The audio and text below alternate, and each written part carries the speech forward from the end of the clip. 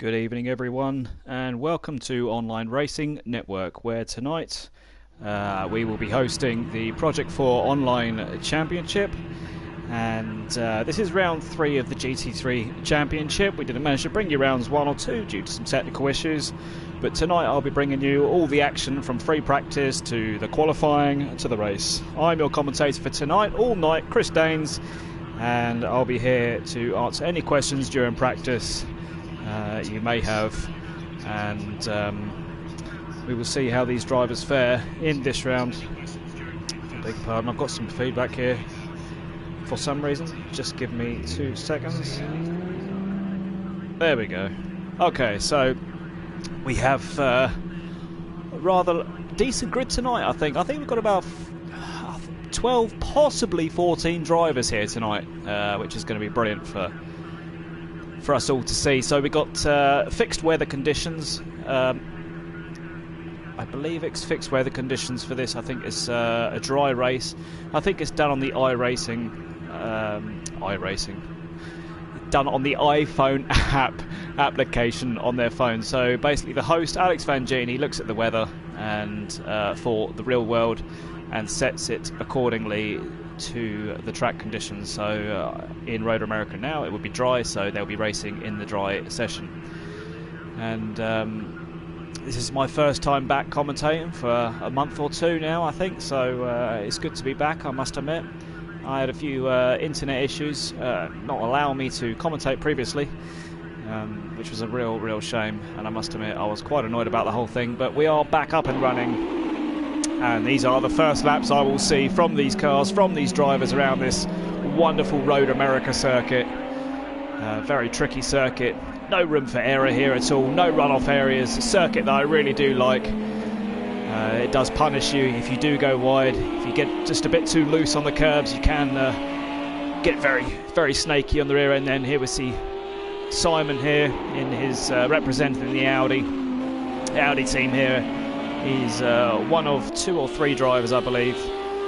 Kyle Power in the background there, Power Pog getting a bit snaky in the rear. So yeah, I know a lot of these drivers haven't tested at all for this track, so it'll be good to see exactly how they fare. And it might be a chance for 1 or 2 of the, let's say, non-top 5 drivers to actually get a good result here, because while the top drivers haven't qualified, haven't tested, or haven't done any sort of testing whatsoever, it'll be good to see some of the drivers who are usually midfield, as Val goes a little bit wide there, usually midfield, to get a decent result in here.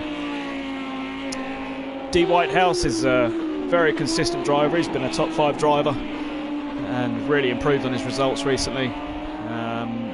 Last year he was sort of midfield to top 10 driver, but now he's really sort of starting to step up his game and prove to everyone he's a definite top 5 driver, not to be messed about with. Supporting the Lamborghini there, nice Demon Tweaks livery. Alex Vangini in the Ginetta there, he's just still sitting in the pit lane. And let's have a look at some while I get used to these menus once again. We'll try and get some things up. So we're going to Speedo. We've got a decent map there, so we can see the next driver around, coming around to start a lap. Just flip through these drivers here. So that'll be Jackie D. It's good to see Jack back in the championship. Not seen Jack. In fact, this is Project 4 Online Racing's very first live stream event. So this is good for them. Good, decent bit of exposure there. So, and good to get these drivers' names out there. So Jackie D, been a member of Project 4 for a long time now, and it's really good to see him out on track here in the Ferrari. The Ferrari wasn't so widely picked. Everyone thought the Ferraris would be picked quite a lot over everything else in the GT3 category when we first started testing. There was a lot of talk over the Ferraris would dominate the grid. Ferraris would be, you know, probably 10 drivers on the grid racing the Ferraris, but we're actually not seeing a lot of Ferraris out there, so it's good to see a decent mix of cars in this championship. And Jack already looking very stable, very decent there. So Pro-Jet-Ski. Another Jet-Ski. We'll call him Pro-Ski for this. And a very nice Lamborghini. I'm not sure I've seen anything of this this driver here, so it's nice to see a completely new driver here. You know, I like a nice plain simple livery there, so a nice decent black 111 livery there. So we'll see. Keep an eye on him to see how he gets on. And we have Tigger, very well known throughout multiple leagues on Project Cars 2. And he also runs his own league and runs the Mature Racing Club League. He hosts that every Saturday evening. He has a GT league going on, so check that out if you haven't. He's got a league of his own. It's called Mature Racing Club. Check it out. He's got some good drivers there. Good challenge if you're up for a longer than 1 hour race. He's the man to see. Valwood. Nice RUF there. Valwood, a bit of front bumper damage there. Valwood is a renowned Formula 1 driver on his PlayStation 4. Very good Formula 1 driver. Let's see how he fares in the GT3. A completely different game. Not seen much from Valwood, so another driver we'll keep an eye on for sure. It looks like he's in the endurance version of that Porsche there. I think that's the endurance version, so I'm not sure how that's going to fare. ProGav in the pit lane still. This is one of the people we need to watch out for as well. He's literally just come out of woodwork and raised a few eyebrows, let's say. So Robo Baggins in the Ginetta, and straight away, as I say that, goes first with a 2-minute 10.710 to Kyle Power with a 2-minute 10.758. So extremely close already up the top. But we are looking at lap times. I should think we're probably going to be dipping into the 208s, possibly. I've heard rumours of 208s, and you may even see a high 207 around this track here.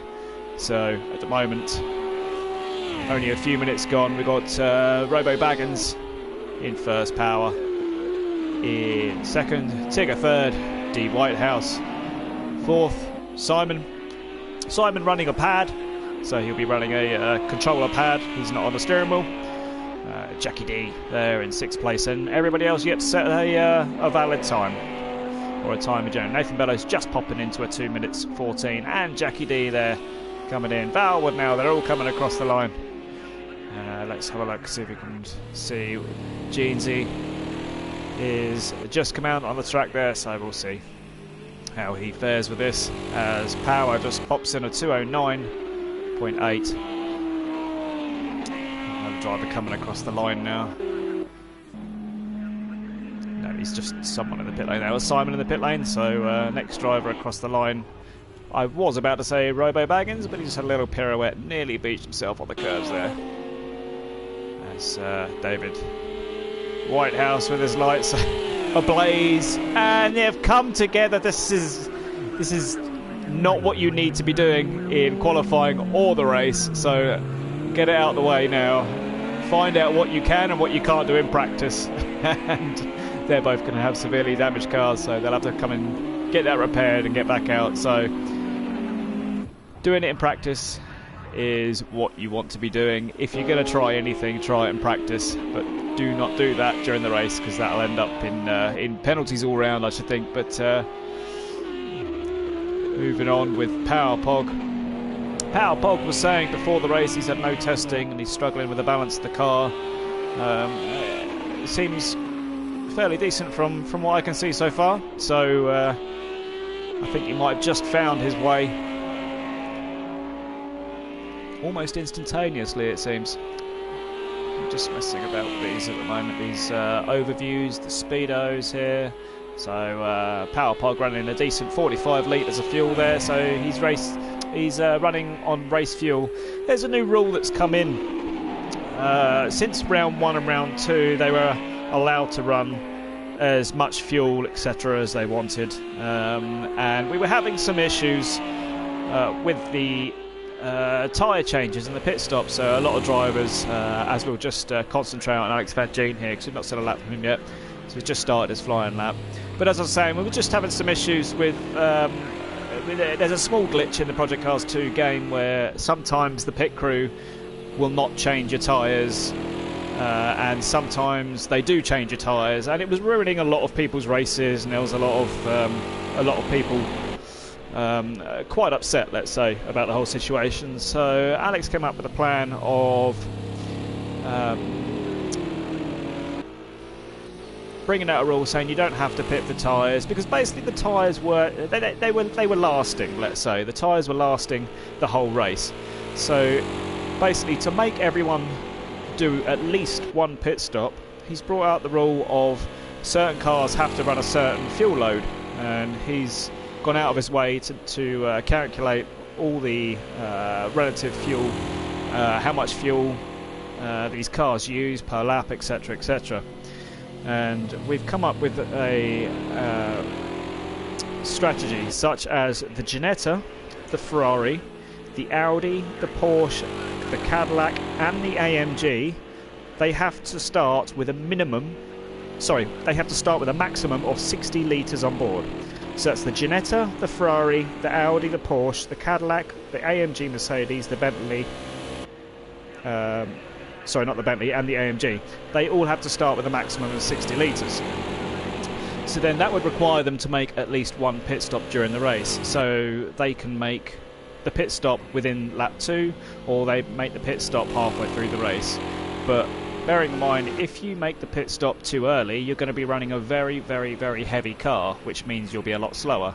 So a bit of strategy comes into play with that. So those cars, whoever's driving those cars, have to start with 60 litres maximum on board. The Bentley and the Renault have to start with 65 litres as a maximum on board, and the Lamborghini starts with 59 litres. Now this is all relative, because it doesn't matter with the extra 5 litres, for instance, the Bentley and the Renault carry. That won't make a difference, because the power that the Bentley has and the Renault has is quite extraordinary compared to the, as Alex takes a bit of a spin. He was 3/10 up there as well, so shame for Alex, but he's still got half an hour left.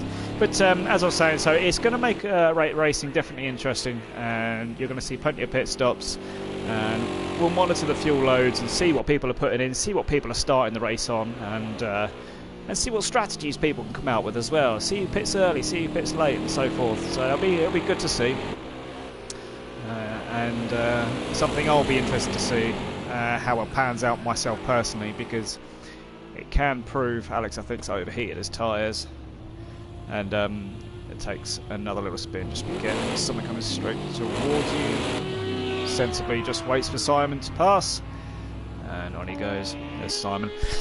So yeah, the fuel load situation will definitely be an interesting one to watch, so we'll keep an eye on that.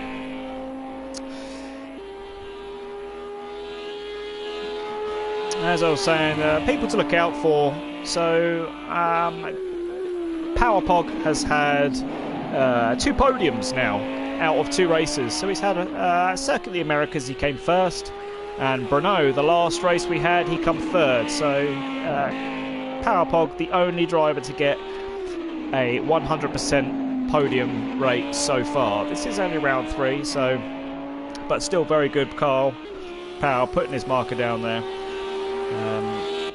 Another driver with a win is Maverick, who's not actually joined the session just yet, but Maverick you're going to watch out for.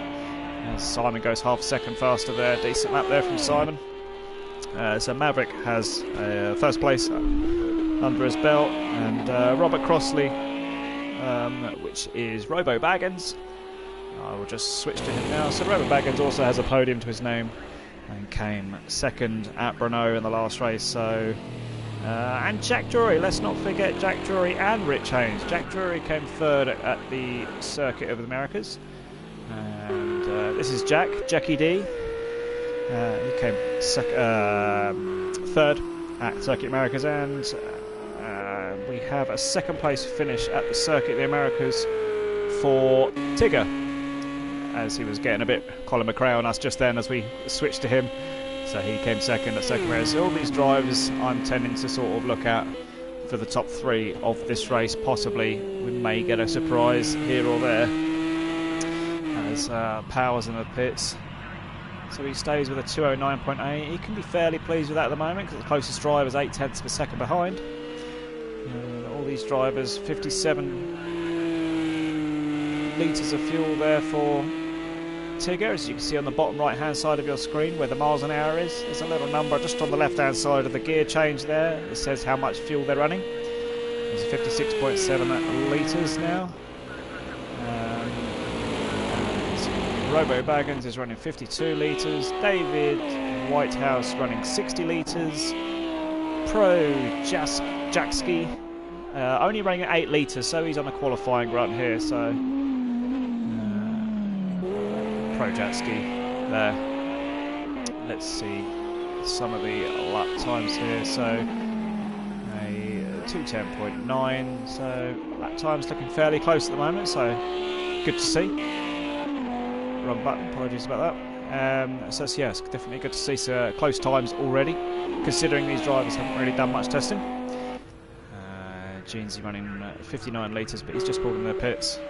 12 litres for Jack D. So he's running quite a fast qualifying run, I should think. Testing out his pace for quali pace. We'll see his name jump up the table a little bit more, I should think.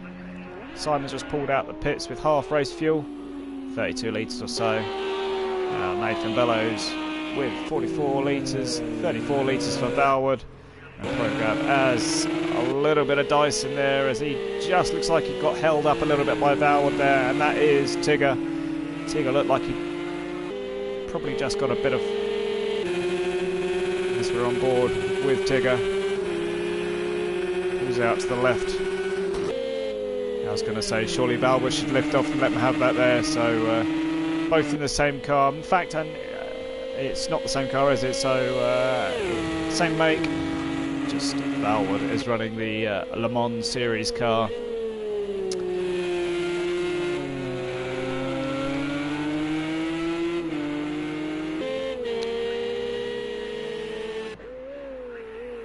Prograv yet to set a time.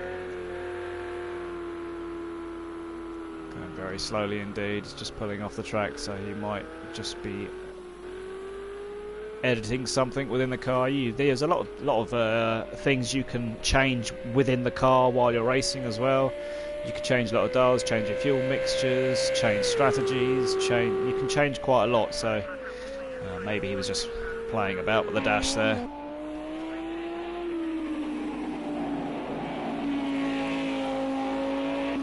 David Whitehouse put in a fantastic lap, 209.896. As I say that, Robbo Baggins has just put in a 209.6, so times get extremely close. But David Whitehouse there, very impressive lap time there and that was on race fuel as well. So one to watch out for here. So as I said before, Whitehouse really establishing himself as a top 5 driver, putting it into the top 3 at the moment. So very decent lap there from Whitehouse, and he's coming round to complete another lap, so we'll just stay with him to see if he can improve, unless he's about to start another lap himself. We'll soon see.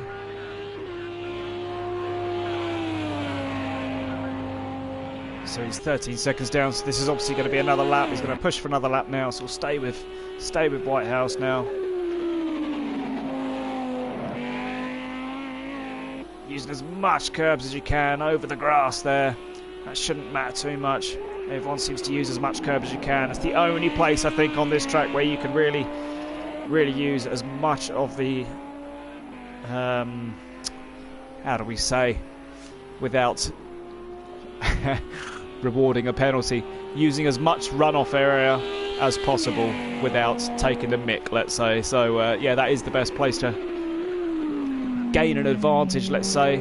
But Whitehouse looking very smooth at the moment, using a lot of curbs there. Some people are struggling with these curbs. He's 1/10 down on his best lap at the moment, but that's still a lot to play for in the middle sector, so you can gain a lot of time through this downhill sector here. And he's just gone wide. That's going to ruin his lap, so he'll back out of this one. And not sure what happened there to the camera, but yeah, he's going to back out this one. So unlucky there for David, but he's got some good pace, as we all can see that. And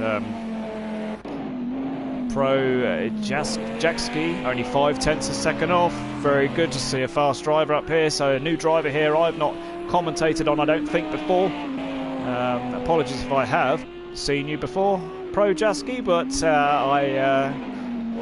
my memory's not very good these days, so and it's been a couple of months since I've been on, so good to see him in 4th place here, only 0.5 off pole position there. So the Lamborghinis are really dominating 2nd, 3rd, 4th at the moment, but that Ginetta of Robo Baggins, 209.6 still,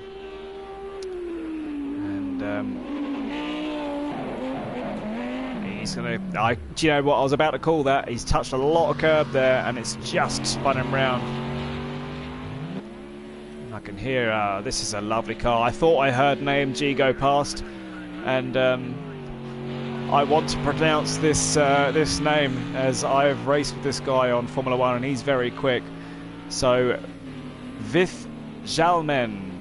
So we'll call him Vithman, just for me. So Vithman is 11th place, and he's just come out of the pits. I believe he's about to set a lap, so the car's squirming away on the brakes there, coming down that hill. It's so hard to find a braking point, but he seemed to have got that stop. So this is great to see an AMG out here. Really, really good.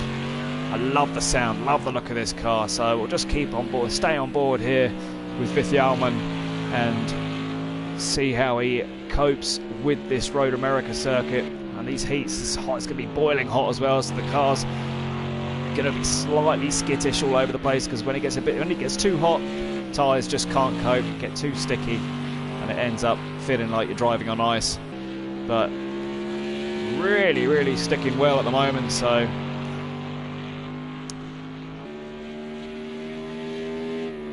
I reckon he'll probably put it in a 2:10, but the way he's driving, he's not using all the track there, not getting quite wide enough, so maybe he's just testing out the limits of the track, testing the limits of the car. As Power goes with a 209.0 up into 1st place.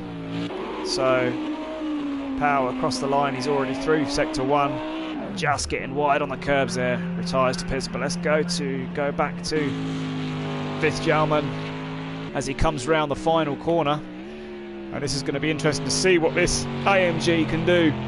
As we all know, it's got extreme power down the straight, so he's going to have to use this Mercedes engine to its benefits here. Try and eke out every last horsepower, every last mile an hour out of this car. Crosses the line now. 2:14.7. And I must admit, it looks so fast. It looks a lot faster than that, but I'm guessing we'll see him up a bit closer than that. But what a car. I've got a personal soft spot for this car, as you can probably tell already. So Vithjalmen puts it in 11th place. Valwood is in 12th. Nathan Bellows there in 10th. Simon 9th. Jackie D is in the pit lane there with a decent 2:11.8. Van Gien has put it into 7th place. All these times, very quick times here.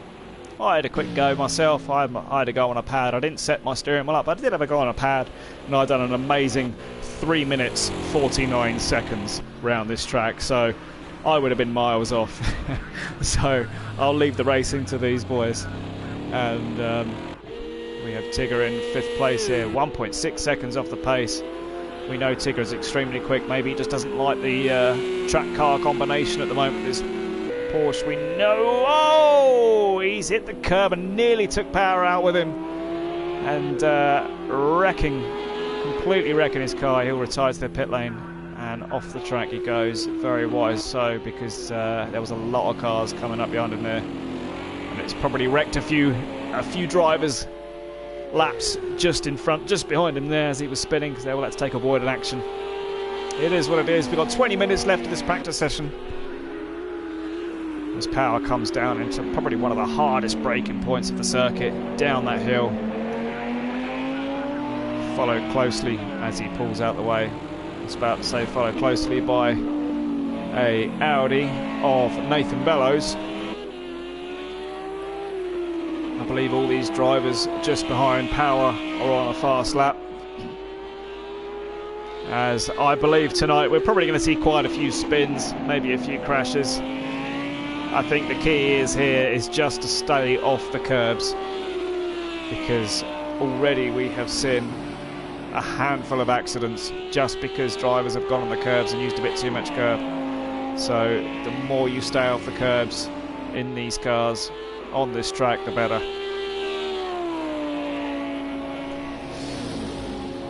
This goes very wide there from Nathan Bellows. I'm just going to catch up on a couple of comments. I believe there is a couple of comments to read.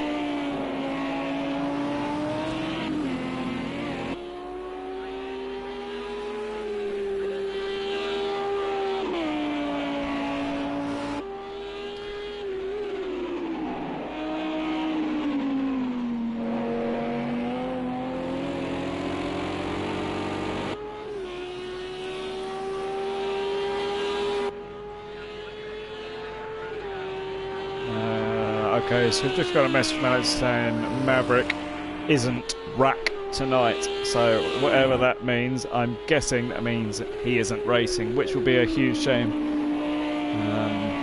But there we go.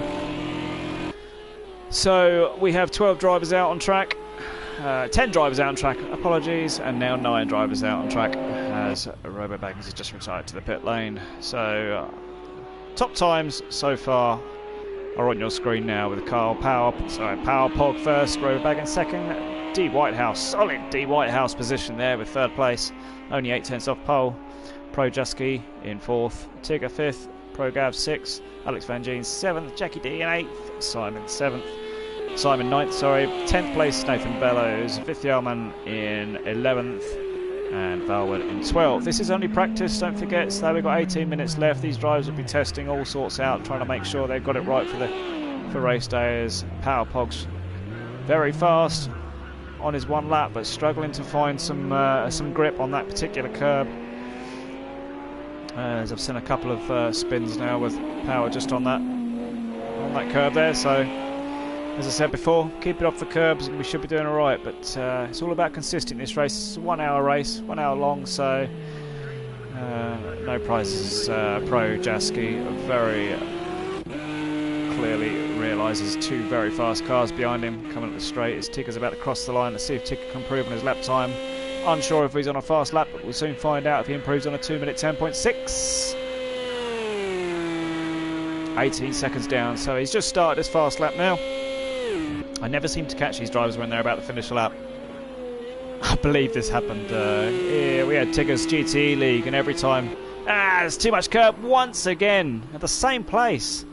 So this is going to cause such mayhem if drivers don't learn to stay off that particular curb. And also coming down the hill as Van Gien is 6/10 off a best lap so far. As if drivers don't learn to stay off them outside curbs, they're going to pay the price for it.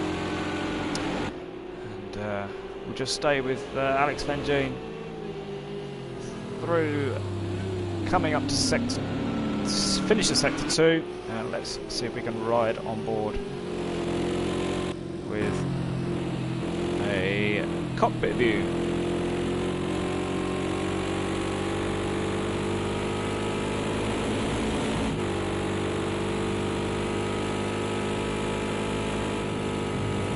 Almost flat out round there, a little bit of a lift but still a bit too much. As the famous Ginetta with the lawnmower engine. Can't stand the sound of this engine.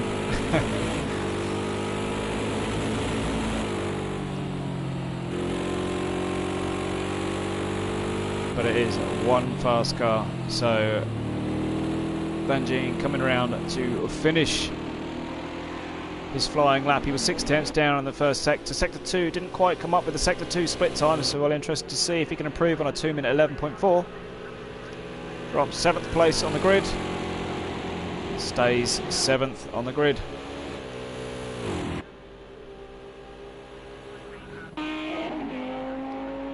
This Whitehouse is coming up the hill to start, possibly finish a flying lap here. He's about to start this flying lap. Let's keep this track map up here so we can see exactly where these guys are on track.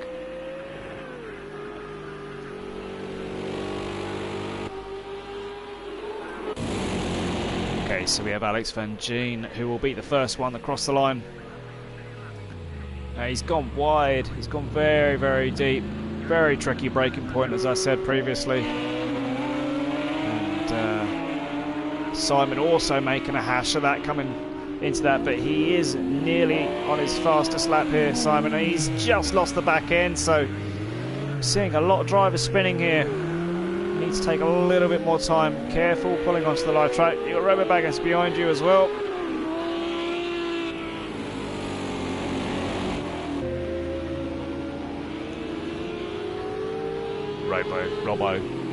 Robbo Baggins, not Robo.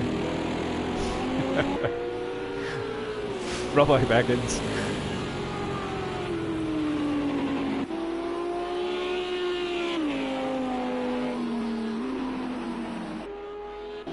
That was Whitehouse going very deep there. He's gonna lose the back end there. These curbs are really causing a problem for these drivers at the moment, and I never expected curbs to be such an issue with a GT3 car, but they must be running these cars so low for the maximum amount of downforce. But let's go back to Alex. He's just gone back into pit lane there. Of course, yeah, he had that off moment, didn't he, down into turn 3. As if it's just right on board with Jack, as Jack's about to cross the line. With Robbo Baggins just behind him. Look at the speed difference there. How is that Ginetta so fast down the straight compared to the Ferrari? That's incredible. Wow. You just stay with this and just see if this car is pulling away down the straight while Jack is in the slipstream, because that was incredible how much more speed he has. That couldn't have just been all slipstream, because when he was beside him, he was still pulling away.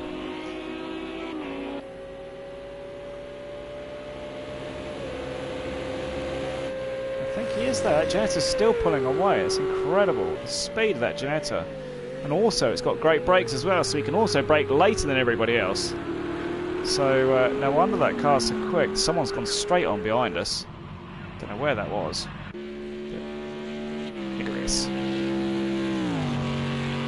So we're getting on board the cockpit view of this. So it's coming into the final sector here, yeah. It looks like he's running about 42 litres of fuel as well, so well, it says 42 litres on his dash, you can see there, it says 42.2 on his fuel level there, but on our speedo it says 56.8. So I believe that is the fuel load he is running.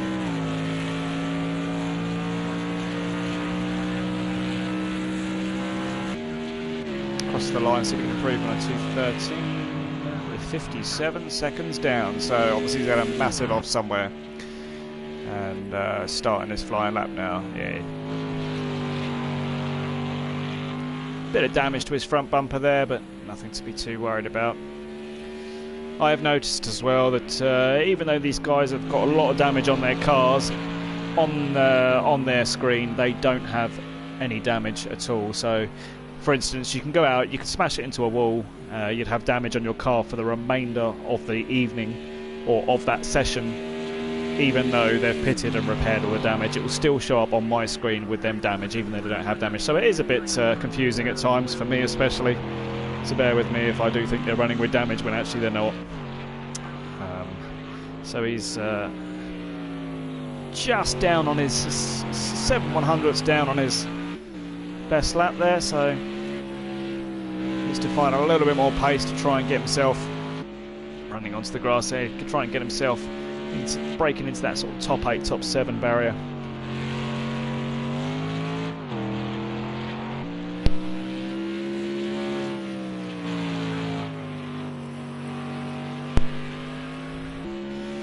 We've got 10 minutes left now of the session.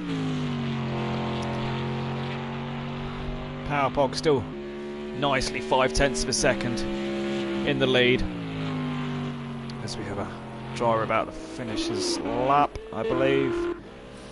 That's Alex Van Gien. I believe he'll probably start his lap. because I think he's just come out of the pit lane anyway. So Alex Van Gien about to start his flying lap now.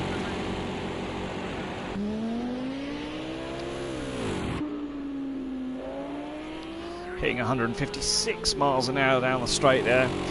I'm going to look at these miles now. I've not even seen what they're hitting down the straights actually, so maybe I'll just take a quick peek at the Ferrari and the Ginetta and the AMG, the cars that I think will be quite quick down the straight. In fact, I'll take a peek at all of them and see what they're doing. This may be where the highest speed will be hit down the back of this straight here. So 156 mile an hour you hit down the front straight. And what do we hit down here? No, I think the front straight might be a bit faster. So about the same. So 156 there for the Ginetta. And we will see who is... So this is the Audi of Simon. Doing handsomely there with a 2 minute 12.5. Starting his flying lap. Simon hitting 158 miles an hour, so he's got a couple of mile an hour there on the Ginetta. And that's the one I want to see. It's the Ferrari. See what sort of speeds this Ferrari can hit. 3 seconds down on his personal best. Probably made a bit of an error there somewhere, so... Yeah, 153 miles an hour, so not a million miles off, but still suffering a little bit there, so he could probably try and find another 3 or 4 mile an hour. And the Lamborghini, look at that Lamborghini, wow, 160 miles an hour there from David Whitehouse, so impressive speed there from the Lambo. I want to see this Porsche. There's another Ferrari, a Prograv, so we had Jack D in the same car hitting around about 152, yeah, so I think Jack D, look at it, so we know this Ferrari can go quick. That's 161 miles an hour for the Ferrari, so that is a lot faster. Even though he's lost the back end, so he's obviously running very little downforce there, so hence why he's a bit squirmish coming out the corners. And so the two Ferraris of Pro Gav and Jack D here, so Jack's 7/10 off his next Ferrari companion.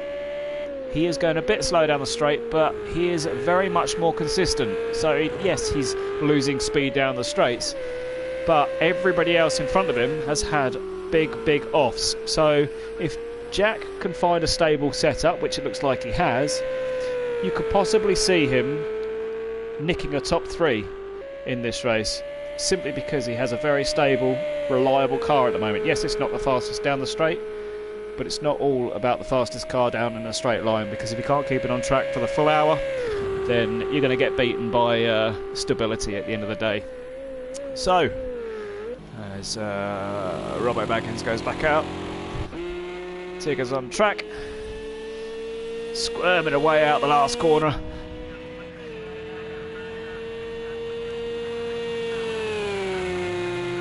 Starting his flying lap now.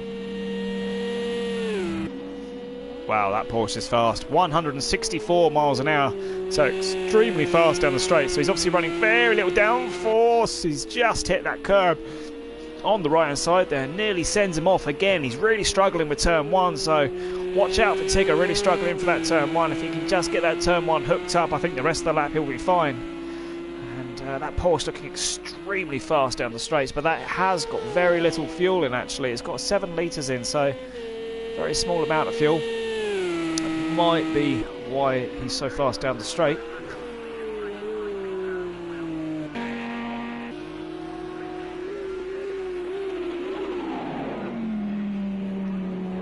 Such a difficult braking zone that is. If you haven't driven Road America before, it's downhill into one. You're braking from 160 miles an hour downhill into the slowest part of the track. So easy to lock up as well in these. So yeah, that's going to be a huge overtaking opportunity there from some people as well.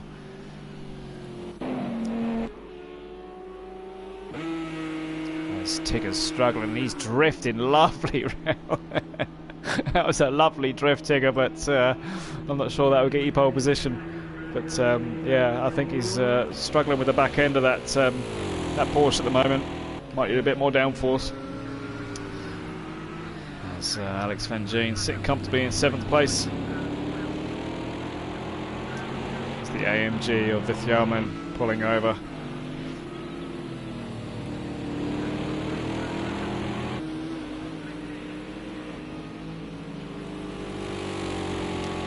So running 13 litres on board, so I'm guessing Alex is testing a bit of qualifying pace here.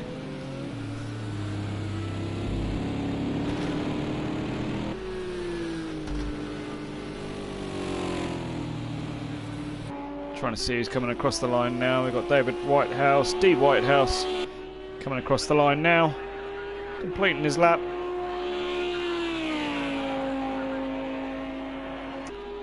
I never seem to catch these drivers on fast laps.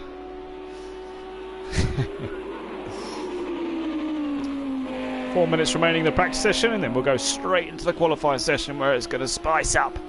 And we've got 12 drivers. It look like we've got 12 drivers to start this race. And 2.5 seconds separate the top 8. It's good to see. 1 second separating the top 4. We have a 2 minute, over 2 minute track. That's pretty good. So we've got quite a few drivers coming across the start and finish line. Let's try and catch those. So we've got Alex Van Gien crossing the line first. He's on a 2 minute 11.3. Stays with a 2 minute 11.3. And we know Yeoman pulled over. Valwood needs to make an improvement on a 2 minute 18. I'm guessing he's struggling quite a bit with the handling of that car. We know the Porsche is quite a handful at times, so the front of that Porsche looking like a Lancia Stratos at the moment. It's been bashed in so much, but whatever works. Which at the moment doesn't look like it is, because he's 9.5 seconds off pole at the moment. So coming down into the hard braking zone. Get the front turned in, clip the apex, don't run too wide, otherwise your car's going to go all over the place. Let's see what he does in his first sector.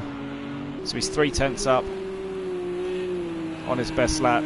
So I've got a feeling that 218 was with a big issue in sector 2 or sector 3, because he's going quick enough. That's the thing. He's driving fast enough. He's faster than a 2 minute 18 here, but he's just making a few too many errors like that, missing the apex and locking up. Easily done. He's on the grass now. It's going to make the left-hand tyres nice and dirty for this fast right-hander.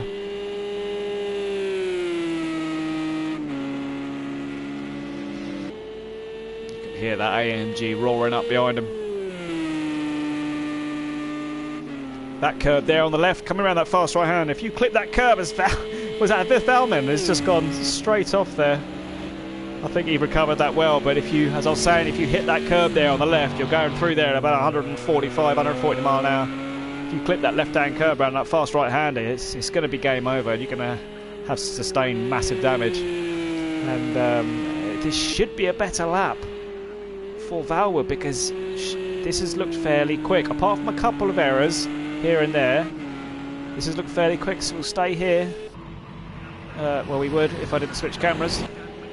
So we'll stay here. 2 minute 18.6 he's done, so hopefully he can get this a bit closer to 15.6. That's better. So he's got a 2 minute 15.6 on board that Porsche.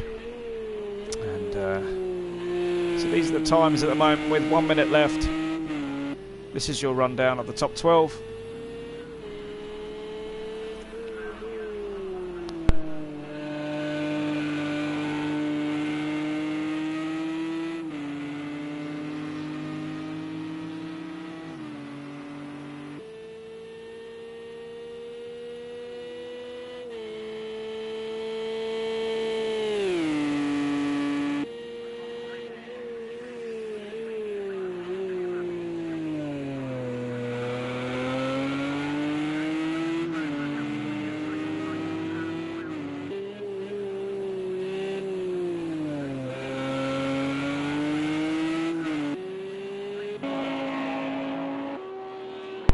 So with 30 seconds remaining,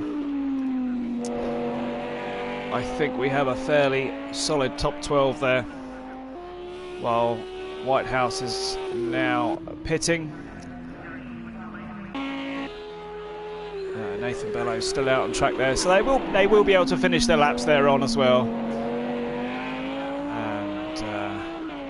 Not seen much from Nathan, but he's 1/10 up on his best time, so stay with Nathan. He says, you know what, that's the second time I've seen him spin that particular place on the track, so that's a shame there. He's obviously got the pace to go quicker. He's obviously got top 6, top 7 pace, but can't quite find the grip on those rear tyres at the moment, so proving fairly difficult there. So AMG still out there, or Virtual and Valwood. So they'll complete these laps, and then we will go into qualifying.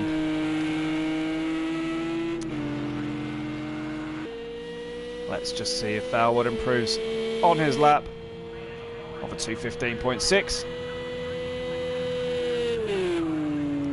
2:16.3, and Virtual goes across the line with a 2:13.6. So that's your practice over.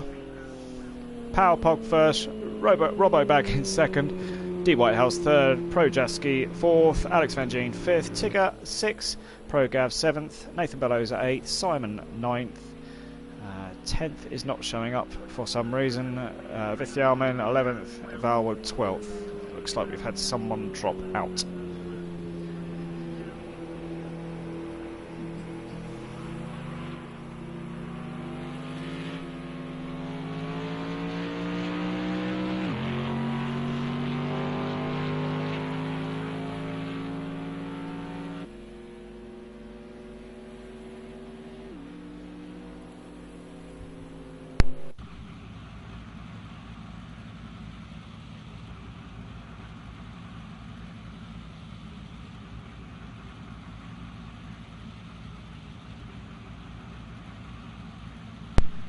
So we have a domination of the Lamborghinis and the Ginettas up front there.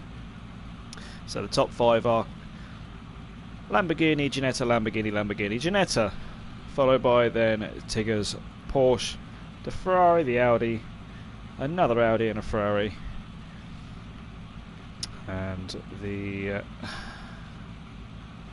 SLS AMG, sorry, AMG, not SLS, as a completely different car, and the 24-hour Porsche itself. So yeah, quite dominant. I think that's proving the sort of season really we're having, and with the Ginetta and the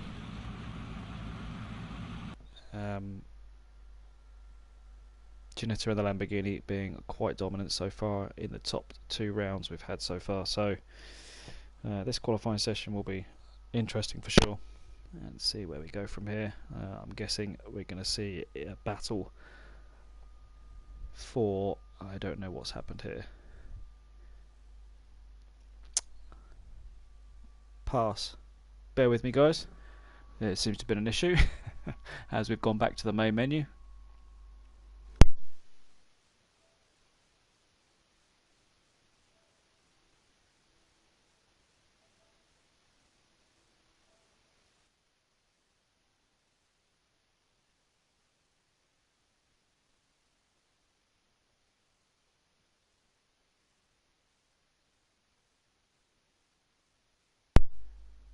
Okay, I believe we are back. Sorry about that. I think I quite possibly have pressed the wrong button there.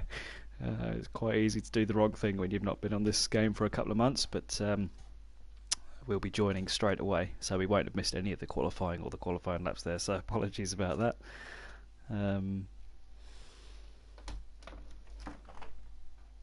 Once we get loaded up, I'll bring you the outlaps straight away.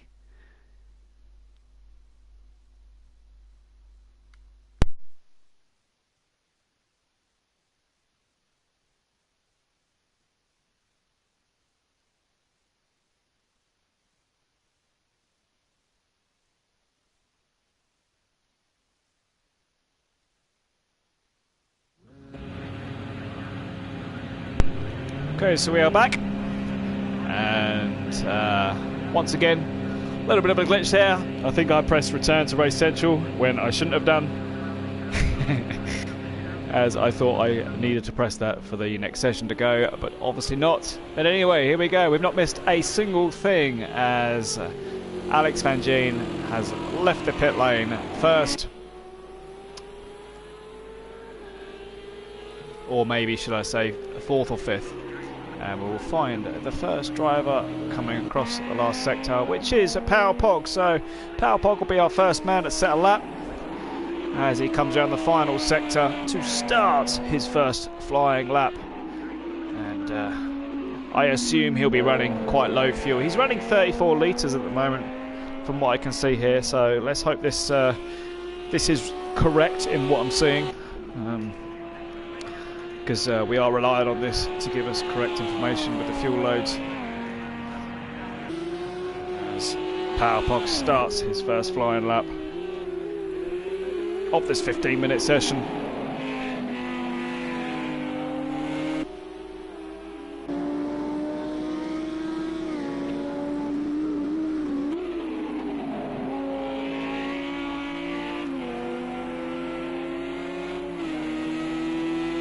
Good, clean, smooth lap at the moment from Kyle Power.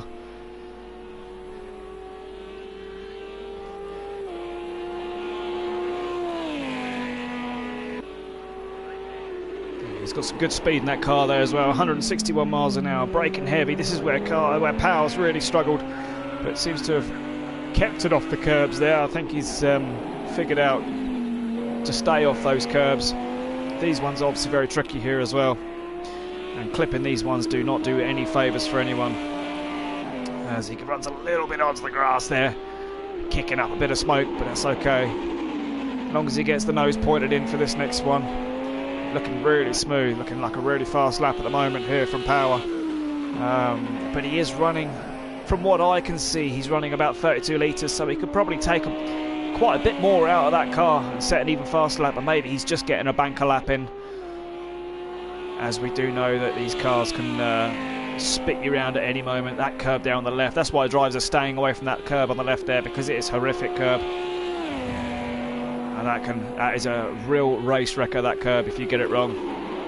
Another real hard braking zone here. You can use a lot of this curb here, but obviously this Lamborghini's not liking any of the curbs around here at the moment, so he's coming around the final sector. His practice time was a 2:09.0. As I said previously, we'll probably see a 2:08 in this qualifying session, but that's going to be a top 2 time, I reckon. So Power Pog about to cross the line.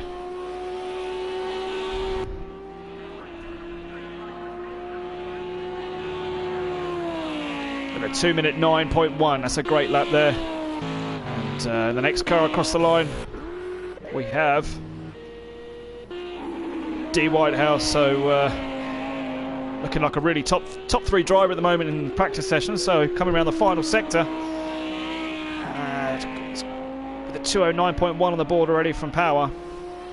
10 minutes remaining of the session. What can Whitehouse do here? Running 30, yeah, so he's running 13 litres, so a lot less fuel than Power. Goes a 2:11.3, so we know Whitehouse is a lot quicker than that. And try and catch another one of these drivers. That is Jack D coming across the line now on the rev limiter there. 2:13.8. So all these drivers just getting a bit of a banker lap in there. And Gene running a bit slow there. ProGav in the other Ferrari coming across the line. I think his aim is to try and beat Jack, the other Ferrari driver. He's done a 2:11.8. That's a good lap time there from ProGav.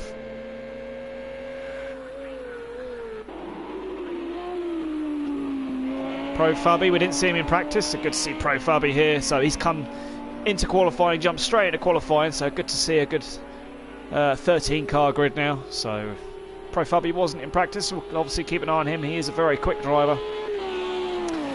And Nathan Bellows with a 2:10.6. That's a great lap from Nathan. See, he had the pace. He wasn't as quick in quality in practice, but that's a good lap there from Nathan. So decent lap as Robbo Baggins goes across with a 2:09.1. Look how close Power and Robbo Baggins are. 0.029 across the line in the end. So these two are going to have a right ding-dong this race, I think. And we have Valwood, who's just on a 2:18.7 from Valwood, another driver coming across the start-finish line, which would be Projaski. So a 2:10.1 from him. Another good lap time, so these times closing up nicely now. Let's see if we can catch another driver coming across the line here. It's very difficult to catch who's coming across the line when they're not in order, but we've got D. Whitehouse. I believe he's on his second run now. So again, coming through the final sector for Whitehouse. Can he improve? He needs to improve on his 2-minute 11.3, I think, because he knows he's quicker than this. So Whitehouse comes across the line any second now. Surely it's going to be a 2-minute 9. 2-minute 9.5. That's a fantastic lap there from Whitehouse. Great lap. Alex Van Gien just crossed the line with a bank lap of a 2-minute 30 odd. The AMG still going round, which I want to see how he gets on with that one, as Valwood has taken a very fast spin and a straight line there across the grass. Maybe he just got it wrong. Got it wrong on exit. And just caught power coming across the line. Now, is he going to pop in a 2-minute 8? Not quite there, so Power still on a 2-minute 9, as I've got a few drivers coming out the pits there. And Robert Baggins retiring to the pit lane, so Whitehouse very decent there, only 3/10 off. He's 1.2 off in his first sector there, so he won't be improving this lap for sure, so might want to put a set of fresh boots on that car and get back out. So Vithialman coming round now to either start or complete his flying lap, but we'll stay with him in case he completes a lap that we need to see in this AMG. So he's put it 2-minute 12.1. That's a decent lap there from that AMG. And Vithialman putting it in his 7th place at the moment, so splitting the grid nicely with that AMG power. So let's see if we can find... Let's stay with ProGav. Let's see what ProGav can do. He's doing very well in that Ferrari there in 6th place with 2-minute 11.8, so he needs to try and get it just dips into the 2-minute 10s if he wants to put any pressure on 5th place.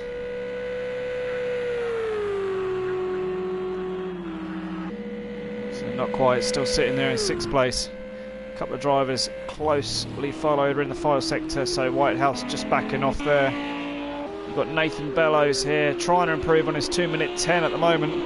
They're all going to be running quite low fuel loads now, so Bellows running 6 litres on board now, so very low amounts of fuel in these cars. They're going to be running on fumes at the end of the session. They've got 5 minutes remaining of this session. As Bellows crosses the line, still with a 2-minute 10.6.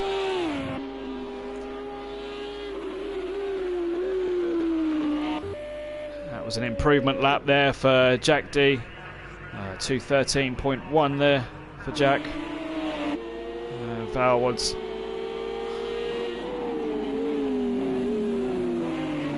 just locked up, holding a pack up. I think they just need to find some. I think they need to find some space now. They need to back off.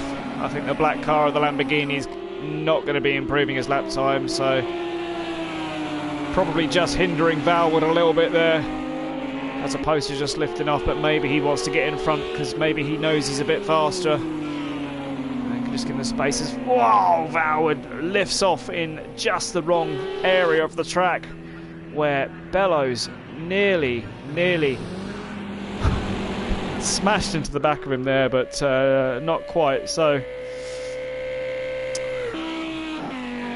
let's have a look at these lap times at the moment. So currently in first we have Power Pog, Robbo Baggins in second, and Whitehouse in third. Good showing there from the Ferrari. Is that the Ferrari? No, ProGav is in the Ferrari, isn't he, in 6th? But Pro Jatsky there in 4th, so good to see him there in 4th place.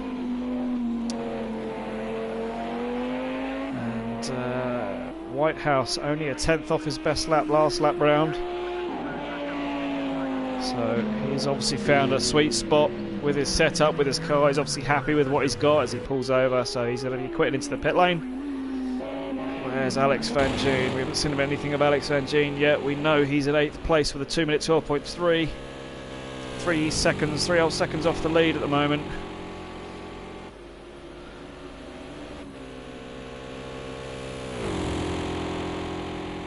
There's only 3 minutes remaining, so we'll just stay on board with Alex Van Gien here as he's coming around the final sector.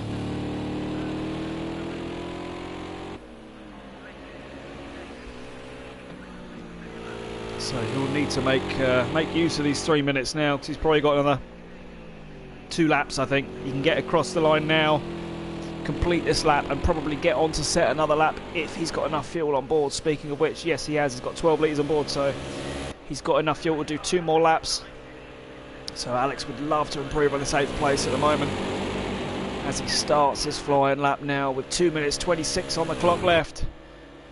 We'll just switch to a couple of drivers behind as we've got a couple of drivers about to finish off their laps. And that's Jackie D there. I think they're all starting their flying laps now. I'll just keep an eye on these lap times here. See if we have anyone jump up the leaderboard while we're not paying attention, but Robbo Baggins is on it. He's done a 209.2 on his last lap, so Robbo Baggins has come across the line. He's again another driver that's really found his way with his car. And here he is coming through the first sector here, but let's go back to Alex Van Gien here. He's just come through sector 1 and he's started sector 2 with 1 minute 25 on the clock now.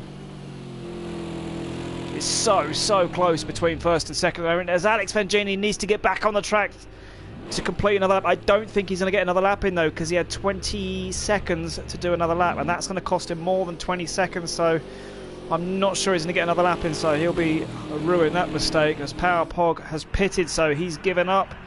And 209 was his first lap, 209.1 was his first lap. That seems to be good enough at the moment, but can't count out Robbo Baggins, because as Kyle Power Pog, has quit into the pit lane, Robbo Baggins has still got every chance of doing this, with Pro Jaski going with a 3rd place with a 209.5 there, so that was his last lap, and now he's all over the place. But there's a huge fight on now for 4th place and 3rd place, and there's only 30 seconds left. But Robbo Baggins now in 2nd place. He's got a bit of traffic in front of him. He is 0.6 of a second up, so he could possibly do a 2:08 here. Could Robbo Baggins take this? But he's got some traffic in front of him, and this traffic's going to have to be cleared out of the way. And Simon Adair, that was so good of Simon to see that coming up. So Robbo Baggins now 0.6 of a second up. If he can keep this sweet on the last corner here, he's going to take pole position away from Power Pog. And come around the last corner, no mistakes. He's using the curbs, but no mistakes there. This is going to be a 2:08. I can almost sense it from Robbo Baggins. Here he comes, coming across the start and finish line. Is he going to take the pole away from Power Pog? Yes, 2:08.8 in the end. So that was 3/10 quicker. He lost 3/10 over Power Pog towards the end, but just takes that pole position away from Power Pog. And we have some guys in the pits now. So Nathan Bellows coming across the line and wants to improve on that 6th place. And he does, he goes 5th, and that's a great lap there from Nathan Bellows. And Alex Van Gien, I'm not sure is going to have enough time, but Nathan Bellows goes 5th. Great lap time there. David Whitehouse there has been pushed down to 4th place, as we said previously. And Tigger has just gone up to 8th place, so Tigger will be fairly pleased with that, I should think. But still, he knows he can go much quicker than that as well. Alex Van Gien still going round, I'm not sure. Did he get a lap in? I didn't quite see if he went round and got a lap in time, but he might have just got across that line with enough lap time left in him to complete it. Yep, Nathan Bellows has finished his lap, so Alex Van Gien does look like he's on his lap here. Valwood is on another lap here, so we'll stay with Valwood. He's on a 2:18.7 at the moment, so he needs to improve on that dramatically if he's to get anywhere near Simon in 12th place. Valwood coming across the start and finish line any second now. And Valwood needs to be doing 2:14s and 2:13s to stay with these guys. What does he come across the line with? 2:14, that's better, so he can hang on to the back of Simon there for the race and feed his way through and wait for the guys in front to make a few mistakes. I can guarantee there'll be a few mistakes, but what a lap there from Robbo Baggins there, right at the last. 2:08.19. And Power will be slightly annoyed at that, but not too bad, sitting in decent position there, Power, but he has got a very fast Pro Jaski behind him in 3rd. as Alex Van Gien crosses the line. He needs to get better than 11th place. Alex is much quicker than this. We all know he's very, very quick at times, but he can't get across the line. He does with a 2:11. I didn't think that registered then, but he did right at the end. Pops it into 8th place, just displacing Tigger and Jackie D there. So good lap time there from Alex Van Gien there, 2:11.6.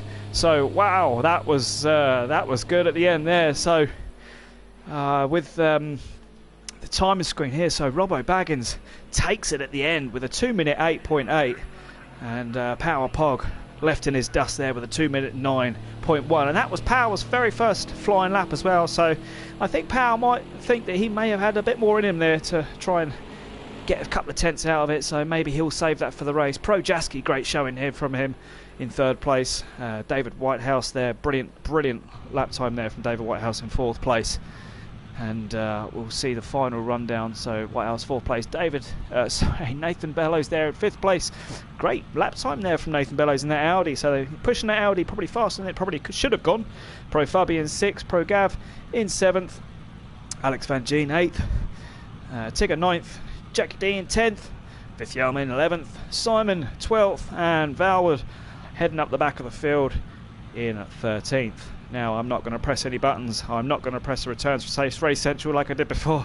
We don't want to do that just before the race, so I will sit here and we will continue to wait. So we'll just analyse these times here. So the top 4 separated by just 7/10 of a second, so this is going to be extremely close. And those Lamborghinis not quite making the front of the grid there, but at least one's on the front row of the grid. That Ginetta once again really proving it's something to be afraid of. And you can see the final sector, the sector 3 there. Robbo Baggins was slower than the top 4 drivers in the final sector, so maybe he made a slight mistake there. But it was that sector 2 where I spotted he was extremely fast with a 44.6 there in sector 2. So found some real pace there in the middle. So maybe that Ginetta's just a bit more handy in sector 2 there. So these Lamborghinis need to get ahead of Robbo in the first lap and try and hold him up into the second sector and then pull away on the straights, is what I'm feeling anyway. So 1.4 seconds back, Nathan Bellows. So brilliant from Nathan there, great lap from Nathan, nearly a 2:09 as well. And Pro Fabi without any testing has got some decent so here we go, some decent pace. So everybody on the grid, and let's have a quick rundown of these fuel loads. Pro Jaski starting with 10 litres there. For some reason I'm not sure these are absolutely 100% correct, as these drivers, I'm sure, do not want to start with that amount. 16 litres from Simon. Maybe I'm wrong, maybe these are starting with very little fuel loads. Alex Van Gien 15 litres there from Alex Van Gien, 20 from Prograv. Pro Fabi 58 litres, 9 litres, 69 litres there from Whitehouse apparently. Power Pog 58 litres and another 59 litres. So it says 69 litres there from Whitehouse, but we'll see. And we'll just keep an eye on these fuel loads because I'm not 100% sure they're going to be absolutely correct. But we'll soon see if they pit earlier, if they pit later. So here we go. Waiting for everyone to ready up.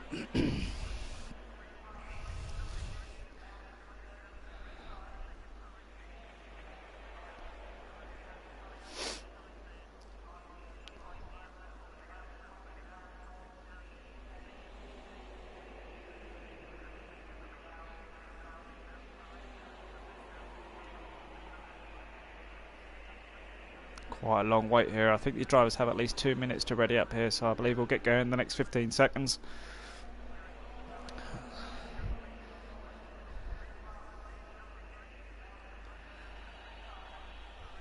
Robbo Baggins and all the guys on the inside, first, third. So here we go. They're all on the clean side of the track is what I was about to say. And these drivers, we're going to have to look carefully at this now. So here we go. The red lights are on. I can't quite see the green lights, but I can hear they're about to go. Engines are revving and they're off, and a great start there from Power Pog. And but that Ginetta has really got some grunt coming off the start-finish line. Here they go, coming down the start, finish straight into the first corner. They're all side by side. Third place, that's Projaski's had a great start, and almost taking both of them there through the middle, but going wide, just slightly clipping the inside there. So that was Robbo Baggins slightly going wide, but he's just been nerfed out wide. He's been nerfed off wide there, and so the yellow flag's out. And that is a really bad start there. And I think that was just hard racing there. So Projaski just came down the inside, gave him a little nudge. Didn't really push him off track, just left him enough space, but I think just put two wheels on the grass. As Nathan Bellows goes flying down the inside. He's going to go wide, straight up to the gravel there. And I think that he had to avoid him slightly there. So he had to go straight on. And as Alex Van Gien goes wide, Nathan Bellows is not even recovering from what was going on there. Is that Nathan Bellows? No, sorry, it's Pro Fubby, so I'm not entirely sure what's happening there. As we have Jackie D spinning off in the background there. And so Projaski all over the back of PowerPog at the moment. And didn't expect this pace from him. As Projaski just losing the back end slightly there. As he's trying to get that car settled down. It's a long old race, so these boys need to settle down. It's not all to one on the first lap. But these guys, once you've got that green light, that doesn't even come into effect. As Simon, so Robbo Baggins already back up to 6th place. Simon in 7th, Tigger in 8th. This is a great battle here for 7th place. You've got Tigger trying to get round and round the outside. He's going to have the inside for the braking line.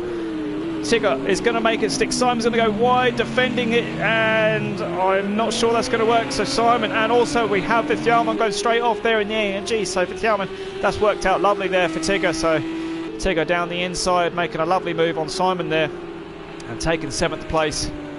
And what's happened to Alex Van Gien as he almost gets collected by Jackie D and Vithjaman there. So Alex weaving his way through the carnage as we already have a pitter, and that is Tigger in the pits now. What is this for? Not 100% sure what this is for, but we'll keep an eye on that. And there's a good battle here for 3rd place, 2nd place, as we had David Whitehouse unsighted go through. So maybe as Jaski was right behind PowerPog, he's very close to Whitehouse, not leaving him much room at all, but I think Whitehouse sensibly lifts off slightly and tries to avoid a collision there. As he's just gone wide, he's just lost the back end, but Whitehouse is braking and lets him go with that one, because that was only going to end in a collision otherwise. So good thinking there from David Whitehouse to leave that alone, as it does look like, as we say again, I tell you, Projaski's having some issues here, and he has spun it. He's spun out of 2nd place, so he's obviously had a horrid last lap, and maybe he collected some damage previously, and he's just rolling backwards now, not attempting to get back on the track. So he's gone straight back to the pit lane. So let's hope he's not just going to retire out, which it looks possibly like he just has done, which is a real shame. He was in 2nd place, probably could have retired to the, could have drove back to the pit lanes and fixed his damage and got back out of the race, as we are only 50, well, so we do have 56 minutes left remaining. So that's a shame to see that. But Pro Gav now is up to 3rd place in that Ferrari, so he's kept his nose clean, kept out the way of all the spinning damaged cars, and he's got himself in 3rd place in that Ferrari. So absolutely brilliant from him, as Robbo Baggins is desperately trying to make the best of a bad situation at the moment. He's up to 4th place, 9.4 seconds behind, and the closest battle on the track at the moment is Robbo Baggins and Simon and Nathan Bellows here.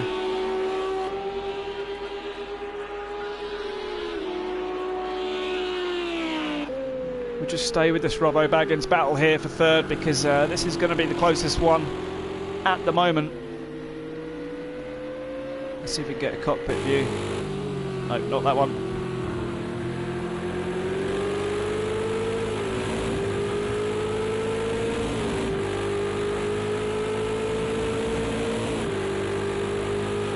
So he's going to be in the slipstream, but ProGav has got that Ferrari tuned to maximum speed. You can see that Ferrari pulling away. He's pulled a good 1 or 2 tenths behind, but look how much he closes up on the brake slit.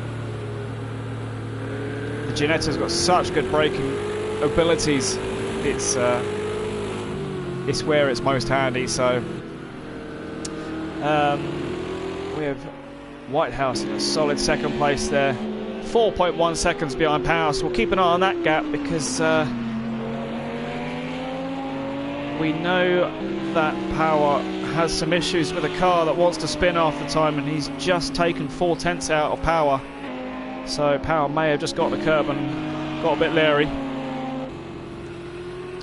And this is where the battle is at the moment.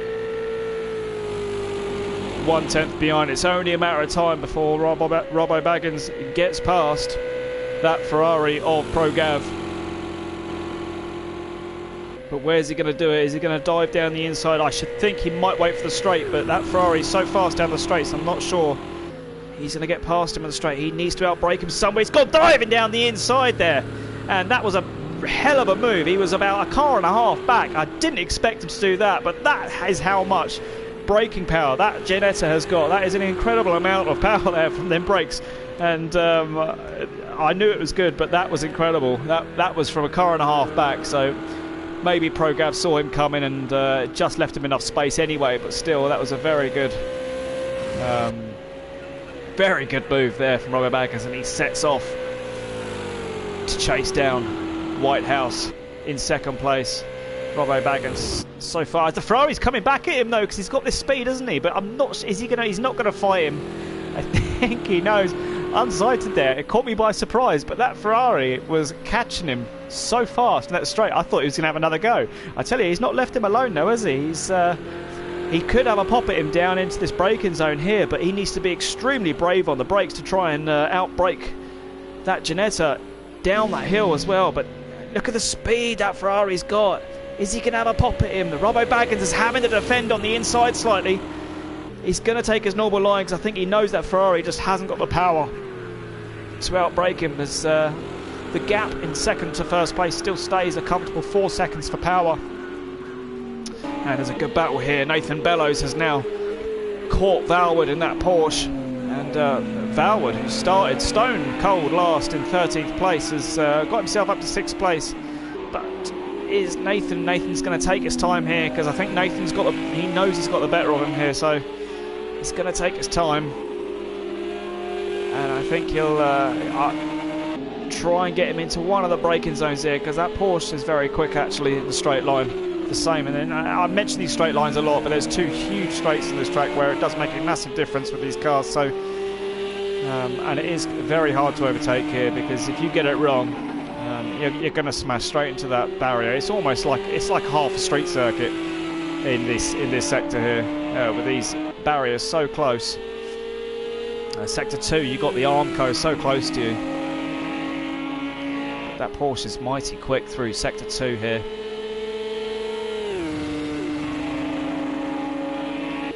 Got a great battle going on here.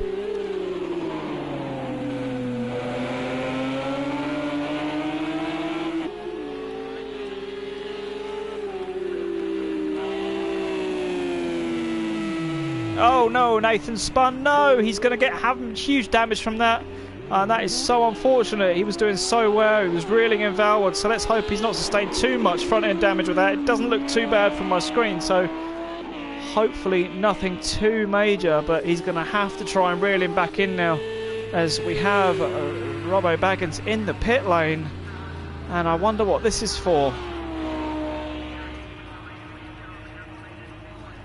They're not changing tyres, they are just refueling, so maybe he's going to shove full race fuel in now and not pit again. I believe, yeah, even though the graphics and the pit crew aren't doing anything, I do believe he's probably just going to fill up his fuel tank. Yeah, you can see the fuel going in, so he's up to 84 litres now. So what he's doing is he's filling up his car to the end, and now he's not going to pit again. So Robbo Baggins, interesting strategy. So these are good strategies we're going to see come out now. So he's come out and he's gone out on the track with 84 litres with 50 minutes remaining in 8th place. So he's going to have to make some serious time up now. He's looking to win this race. He doesn't want to settle for anything else, as we have the Porsche Tigger come flying past.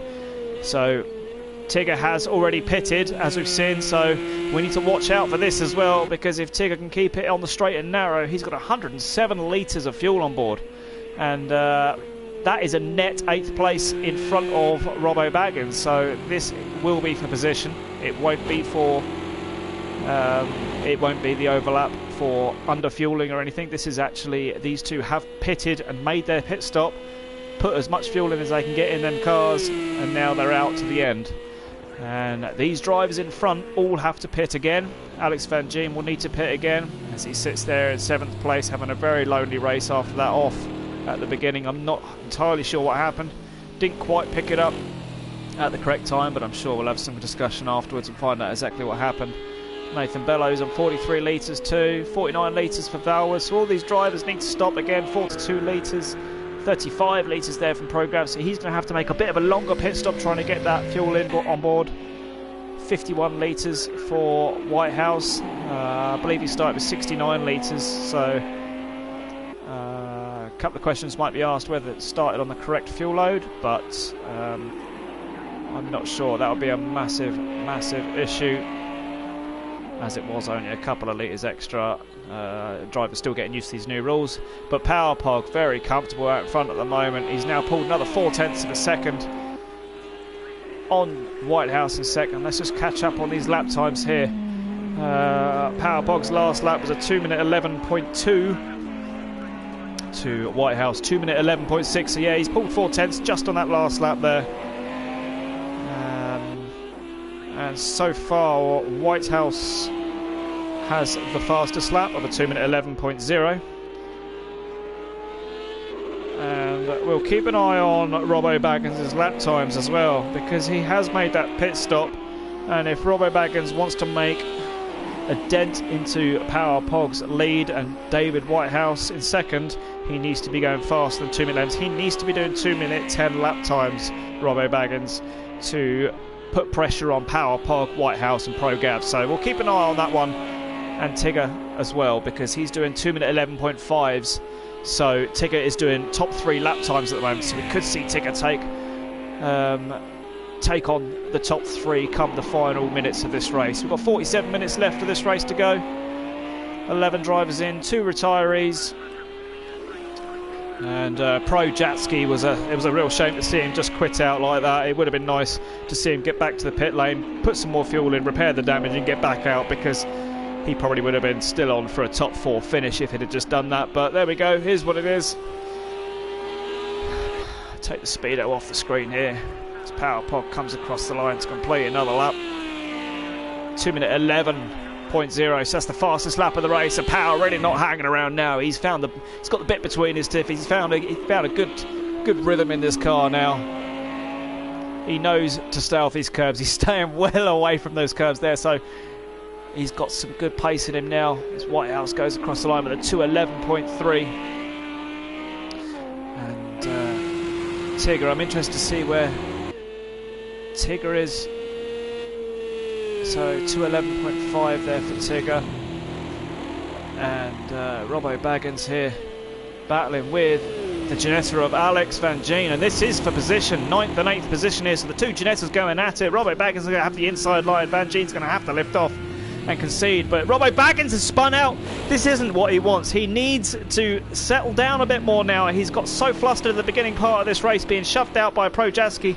He's now he's starting to get, so I can see the frustration, because this isn't like him at all. You don't really see him make mistakes like this, and this is time being thrown away at the moment. He's just lost 3 seconds there to Alex Van Gien, who does look like he's just put in the pit lane now. So Alex Van Gien is now in the pits. He's going to want to refuel. He's going to refuel to the end, so let's get the fuel right. He's going to put in around about 50 odd litres, I should think, so he'll probably come out with about 90 litres on board.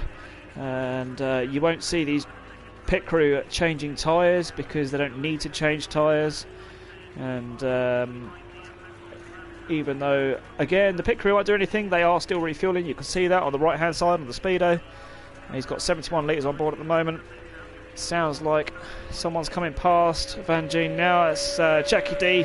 He's got 92 litres on board, so Jackie D has pitted as well. Unsighted by me, but he has pitted and stuck in that race fuel, and he's now going to the end. So a lonely race there for Jackie D, but he is looking to make an impact on this race by going long now. And Van Gien's still in the pit lane here, 105 litres on board. Van Gien sounds like he's just been lapped by Power, which he has. So he's now going to have to give way to these drivers. So we've got Whitehouse who's come past, and Pro Gav's going to be right behind Van Gien when he comes out the pit lane, possibly even closer. Vithielman is coming out the pits, so Van Gien might have just... There he is. So there, these two are going to be pretty close coming into turn one. There's Van Gien.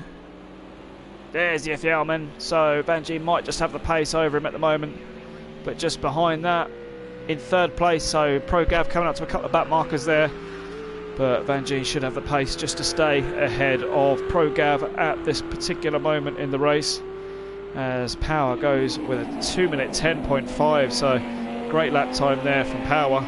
It will be interesting to see when he pits, but he's starting to find a really good rhythm here. He's now 5.3 seconds ahead of David Whitehouse, who's comfortably in second place ahead of Pro Gav. Pro Gav, for me, has put in a real solid effort, but Simon even more so. Look at this, in fourth place. Simon's always there or thereabouts. He's never the fastest of the fastest drivers on the track, but he's always there. And it's really good to see that from Simon. So these drivers may be spinning a lot in practice and qualifying, but come the race, these guys really find their rhythm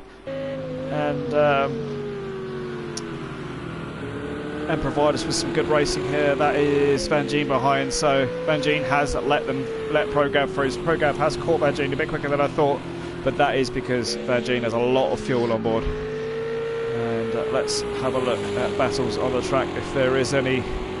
Closest one so far is between Tigger and Robbo Baggins behind there. So Robbo Baggins has dropped a bit more time. He was a few seconds... No, I apologise, that was Alex Van Gien. So 5 seconds behind Tigger. We'll watch that gap and we'll watch his lap time. So Robbo Baggins has got the pace. He's doing 2-minute 10.8 on heavy fuel. So yes, 2-minute 10.8 was his last lap to Carl Power's 2-minute 11, and David Whitehouse has just gone across the line with a 2-minute 11.6. So Robert Baggins has definitely got the pace. If he can keep it on track for the next 42 minutes and put in those sorts of lap times, he will still have a chance. He just needs to not make any more mistakes. One more mistake, I feel he'll throw this top 3 spot away. And he has 71 litres on board, so now whether that's going to be enough fuel, he didn't take as much fuel as everybody else so far, so it'll be interesting to see how much fuel he actually does have on board for the race. Simon in third place. Simon in third place has just taken third place. So what's happened here? Pro Gav, these are battling for the third spot here. So unsighted to me, either Pro Gav's made a mistake or Simon has just found a rocket booster somewhere and picked one up, because he is ahead of Pro Gav. As Pro Gav coming down the inside, coming back to take third place. He's not quite going to make it, but decent call there not to make the lunging move, because we've seen that end in tears for Robbo Baggins at the start of the race. But Pro Gav's got some serious speed in that Ferrari now, so he's going to try and make the move coming down the hill into this braking zone. They're so close, they're only 1/10 away from each other. Pro Gav goes for the move down the inside into the braking zone. Hopefully they won't touch, but that is some good racing there, but not quite. Good defending and good solid. He had to be so late on the brakes there, Simon. He's not going to make a move. He's going to make a move on the inside. This is a tough move to make, and I always knew that was going to happen because there was just too much speed. You can't take too much speed going up that hill because it's always going to end in tears. That's a shame for Pro Gav, but now Bellows is right behind, so this has turned into a 3-horse race now, only 2 seconds apart from third, fourth and fifth. And good driving there from Simon to see that coming and just tap the front end, so maybe got a little bit of front splitter damage there, as Pro Gav has really heated his rear tyres up now with that spin, so he needs to settle down for half a lap and try and get the temperatures in those tyres back, because they're going to be overheating slightly now, so he won't have the pace straight away to attack Simon again. So give it half a lap and then come back and attack again, because at the moment he's losing a bit of time. He's going to hit that. Oh, he's going to go off. Watch out. Oh, I thought he's going to take out Nathan Bellows. Nathan Bellows is going to go down the inside, take fourth place. So in one lap, ProGav goes from 3rd to 5th, and that is going to be very frustrating for him to stomach that one from 3rd to 5th. He was in a comfortable 3rd place there in that Ferrari, and Simon and Nathan take advantage of a couple of mistakes there, and that's a shame, but settle down and he can come back and have another pop. But Simon in 3rd place now for Simon. That's an absolutely fantastic drive here from him, almost halfway through the race, and we'll be keeping an eye on him, see if he can make any more improvement on Whitehouse in front, who is now 11 seconds back. He was 2 minutes 16 that last lap, so he has made a mistake somewhere, and as he made a mistake, Power's gone across the line with a 2:10.7 to Robbo Baggins 2:11.6. So Power still got some good speed out there, but he will have to pit soon, because I should think he's going to be running out of fuel. Robbo Baggins is about to cross the line. 2:11.2, so still holding good pace, but I'm not sure that's the sort of pace that he needs to be challenging the top 2, possibly the top 3.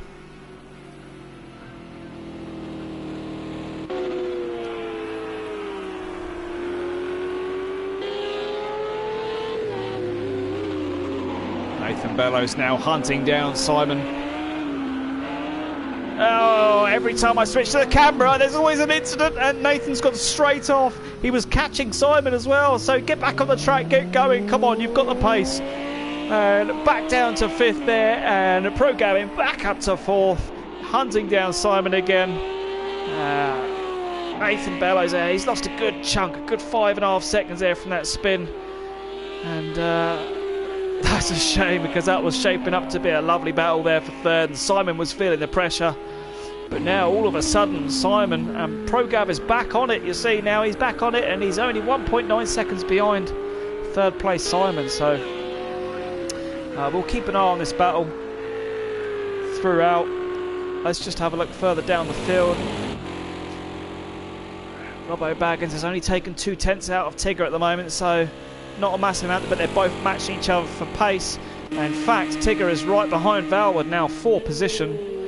So the Porsche GT3 against the Porsche GT3 24-hour in front, which is the Valwood car with a bent rear wing. This is going to be a position that I don't think Valwood's going to be able to defend, but he's doing a solid job there in 6th place, Valwood. He was at the back of the practice session, the back of the qualifying session, but he's in the midfield of this race, keeping his nose clean, and this is going to be easy pickings there for Tigger down the inside. Nothing Valwood can do, absolutely nothing Valwood do, as Nathan Bellows takes a pit lane at the moment. We'll go to that just a second, as Tigger takes that position and goes up to 5th place. Next up would be Robbo Baggins for that position, but that is now 4 seconds up the road. And we'll just switch to, we have another retiree, I'm not quite sure who that is at the moment. Nathan Bellows goes back out on track with 36 litres on board, so let's hope he's refueled. But at that rate, with 36 minutes left, he's going to have to pit again, because that's not enough fuel. So that he may not have put enough fuel in there, or he may not have put any fuel in. Probably forgot to set the amount of fuel that he needs to put in, but it doesn't look like he's got enough fuel in, so he will have to pit again, unfortunately. That is a shame. That's a shame for Nathan. So that's ended his race effectively. Sven Jeans in 10th place. Power still pulling away with 2:10.6. So Power's got some great pace. 35 minutes left. 10 drivers remaining. I'm not quite sure who. Let me try and work this out. Who has gone?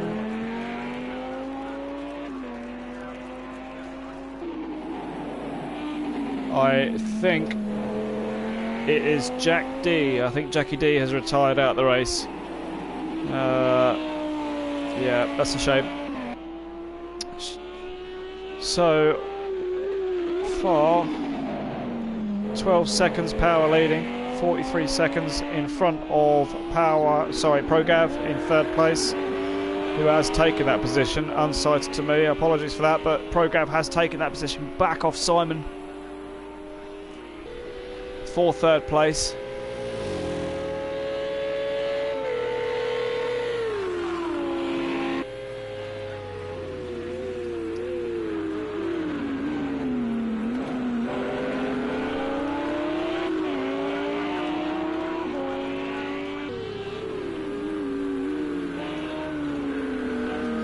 So,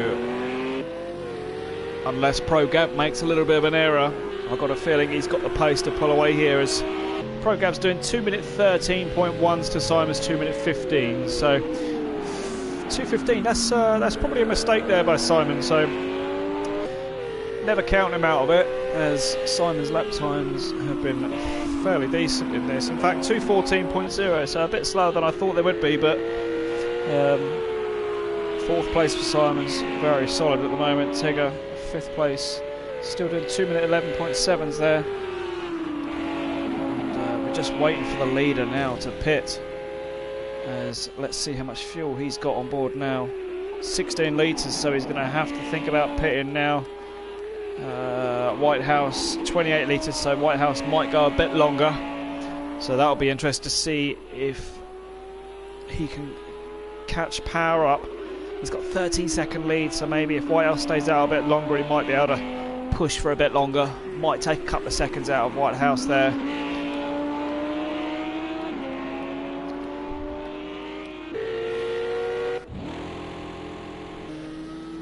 So Robbo Baggins is up to 6th place, and he's taken a second out of Tigger now, so slowly chipping away at Tigger's 5th place in front, but this will be interesting. So when these drivers pit in, it'll be interesting to see where they come out in regards to Tigger and Robbo Baggins. So where Power comes out we'll start to see exactly where these drivers are panning up, but I'm guessing he'll probably be a good 15 seconds ahead of Robbo Baggins when Power leaves the pit lane. And then Gene there still hard at it. He's 2 seconds behind Thjarman, 4th position.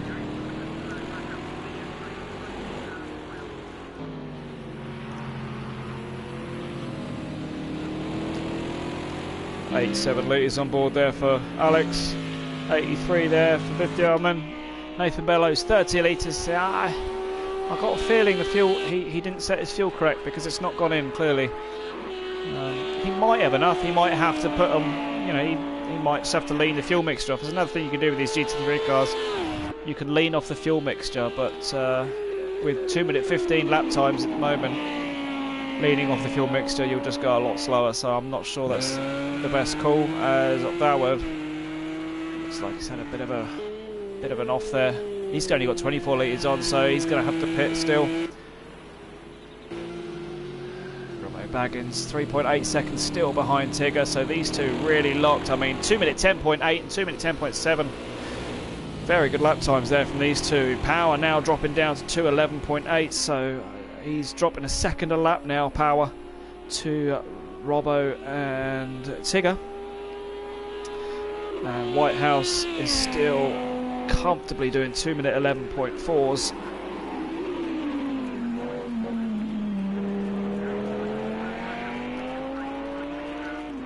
So we've got a 1-minute and 5-second gap back to Tigger in 5th place. So Tigger's 1 minute and 5 seconds off Power Pog for the lead. So unsure how long these pit stops are, as we have Nathan Bellows. Is that Nathan Bellows? Yeah, he's gone off. It's gone from really, really good to really, really bad there from Nathan. Such a shame. He was battling for 3rd place at one point, and now he's rear end of the field with a broken underfueled car. So unfortunate for Nathan, but he has got very good pace. as we all know. So yeah, I think his car's just too damaged now. Yeah, he's lost his rear wing as well. He's lost his rear wing, and I'm pretty sure that might have to be a retirement, because the car's going to be undrivable. The suspension's broke, the car's leaning to the left. He's going to cause more damage for David Whitehouse in front of him, who needs to move out of the way. So I think that might be a retirement there from Nathan Bellows, unless he can get it back to the pit lane and they can do something to it. That sounds like a Whitehouse spin. That was probably a little bit untoward because of Bellows' off-put, but he did move out of the way there. Lost a bit of time. Didn't lose too much time, but did lose some time there from Whitehouse. Maybe just lost the rear end. Carl Power is in the pit lane there, so Whitehouse did actually lose about 3 or 4 seconds there, but less interesting to see where Power comes out now, with Power and Tigger only 50 seconds now behind. So we know Tigger has stopped.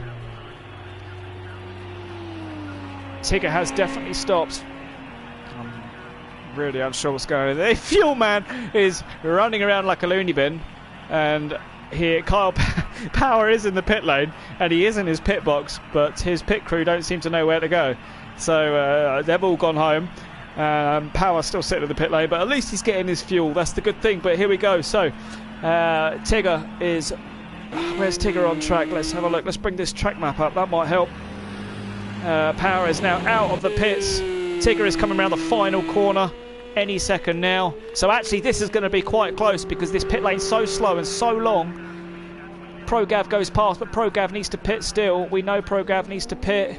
Tigger coming down the start-finish line. This is really close. This is closer than I thought it would be. I think Power was still holding on to first place, which he will. But Tigger is only 9 seconds behind. So he's really made an impact on his pit stop. So Tigger had a terrible start to the race, getting caught up in all sorts. He's pitted out the problem, put a decent amount of fuel on, and he's only 9 seconds. So this is possibly a net second place here for Tigger, because David Whitehouse was a good 15 seconds behind Power after that little spin at the end.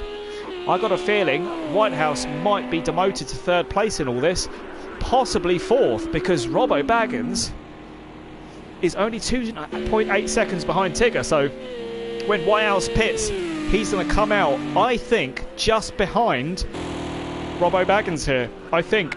I can't see anything that would suggest otherwise. Robbo Baggins is putting in personal best at the moment. 1/10 off. He's had to back off though, because Vitjalmin has just gone slightly off in that AMG. But and Bellows is in the pit lane. He's getting his car. Ooh, he's getting his car fixed. They put a new rear wing on that, and out he goes. He's put some more fuel on board. 37 litres now on board for Bellows. So yeah, maybe they just didn't. So it's good to see him carrying on though. Fair play to Nathan for carrying on. He was battling for third place, but now he's in 10th. But he still carries on. So full credit and full respect to him. But there is a David Whitehouse coming flying up behind once again for the second lap in a row. But Whitehouse needs to punch in some good lap times here now if he's to think about trying to get ahead of Robbo Baggins and Tigger. But at the moment, not quite sure it's going to happen. But PowerPog really has got some pace, because he's now 10 seconds ahead. So he's pulled out a good half second. Well, he's 9.5 now once the sector times have adjusted themselves. But yeah, so his Power seems to have the pace at the moment, as ProGav in the pit lane from third place. So this will be Tigger's position to take, Robbo's position to take, and possibly Valwood as well. Has Valwood pitted yet? No, Valwood's not pitted yet. So ProGav will be down in 5th at the moment. He'll go down to 6th, but Valwood will need to pit. This is Valwood coming across the start-finish line now, so he will pick up ProGav's position. But ProGav will get that back once the pits come in. So this fuel system seems to work quite well. I quite like it. It's better than the tyre situation, so the fueling does seem to work, and it is quite a good system we've got at the moment. So the fueling is great, and it stops these horrible pit glitches where they don't change your tyres. So this fueling is good, and it gets a good strategy as well. So yeah, I do like this fueling thing, maximing out the literage, let's say. So I'm going to get myself a drink in a minute. I'm going to quickly run to my fridge and get myself a drink as I'm really thirsty. But I won't do it just yet because I know we have got David Whitehouse just about to pit very soon. He's only got 15 litres on board, so he's going to pit. He's not pitting yet, so what are we, 36 seconds from power, 37 seconds or so. We'll just keep an eye on that this lap. He goes across the line, 2:10. That's one of his best laps, I think. I think that's his best lap of the race. So yes, it is. He's finding good pace now. So in fact, if he can keep doing this, he needs to do this 2 or 3, possibly 4 more laps if he can get that in of 2:10s. But I don't know. It still won't be enough, will it? Because everyone behind him is doing 2:10. Sorry, that's his best lap. So actually, no, they are. They're doing 2:11, 2:13. So this is going to be really close with Whitehouse, Tigger, and Robbo Baggins. Really close. If it's not, I'll be shocked. But I think it will be mighty close, and it will be a sprint to the finish with 23 minutes left of this race. Let's have a quick look to see if there's any closer battles on the track. I don't think there is, and Whitehouse has gone even faster in his first sector, but he's going to bin it. No, that's wrecked a possible third or even second place there. That is a shame. I think he was pushing just a bit too hard. That is going to allow Tigger and Robbo Baggins a definite position from that mishap. And once again, Whitehouse is going to be sick of seeing this Audi rear end in front of him for third time in about 5 laps now. But Nathan's sensible enough just to pull over and let him through. Or not.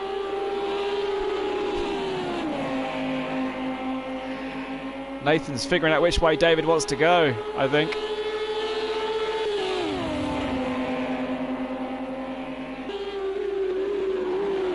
But Nathan not really giving him any room, causing Whitehouse to spin. Nathan's a bit of a back marker there, but should have given him a bit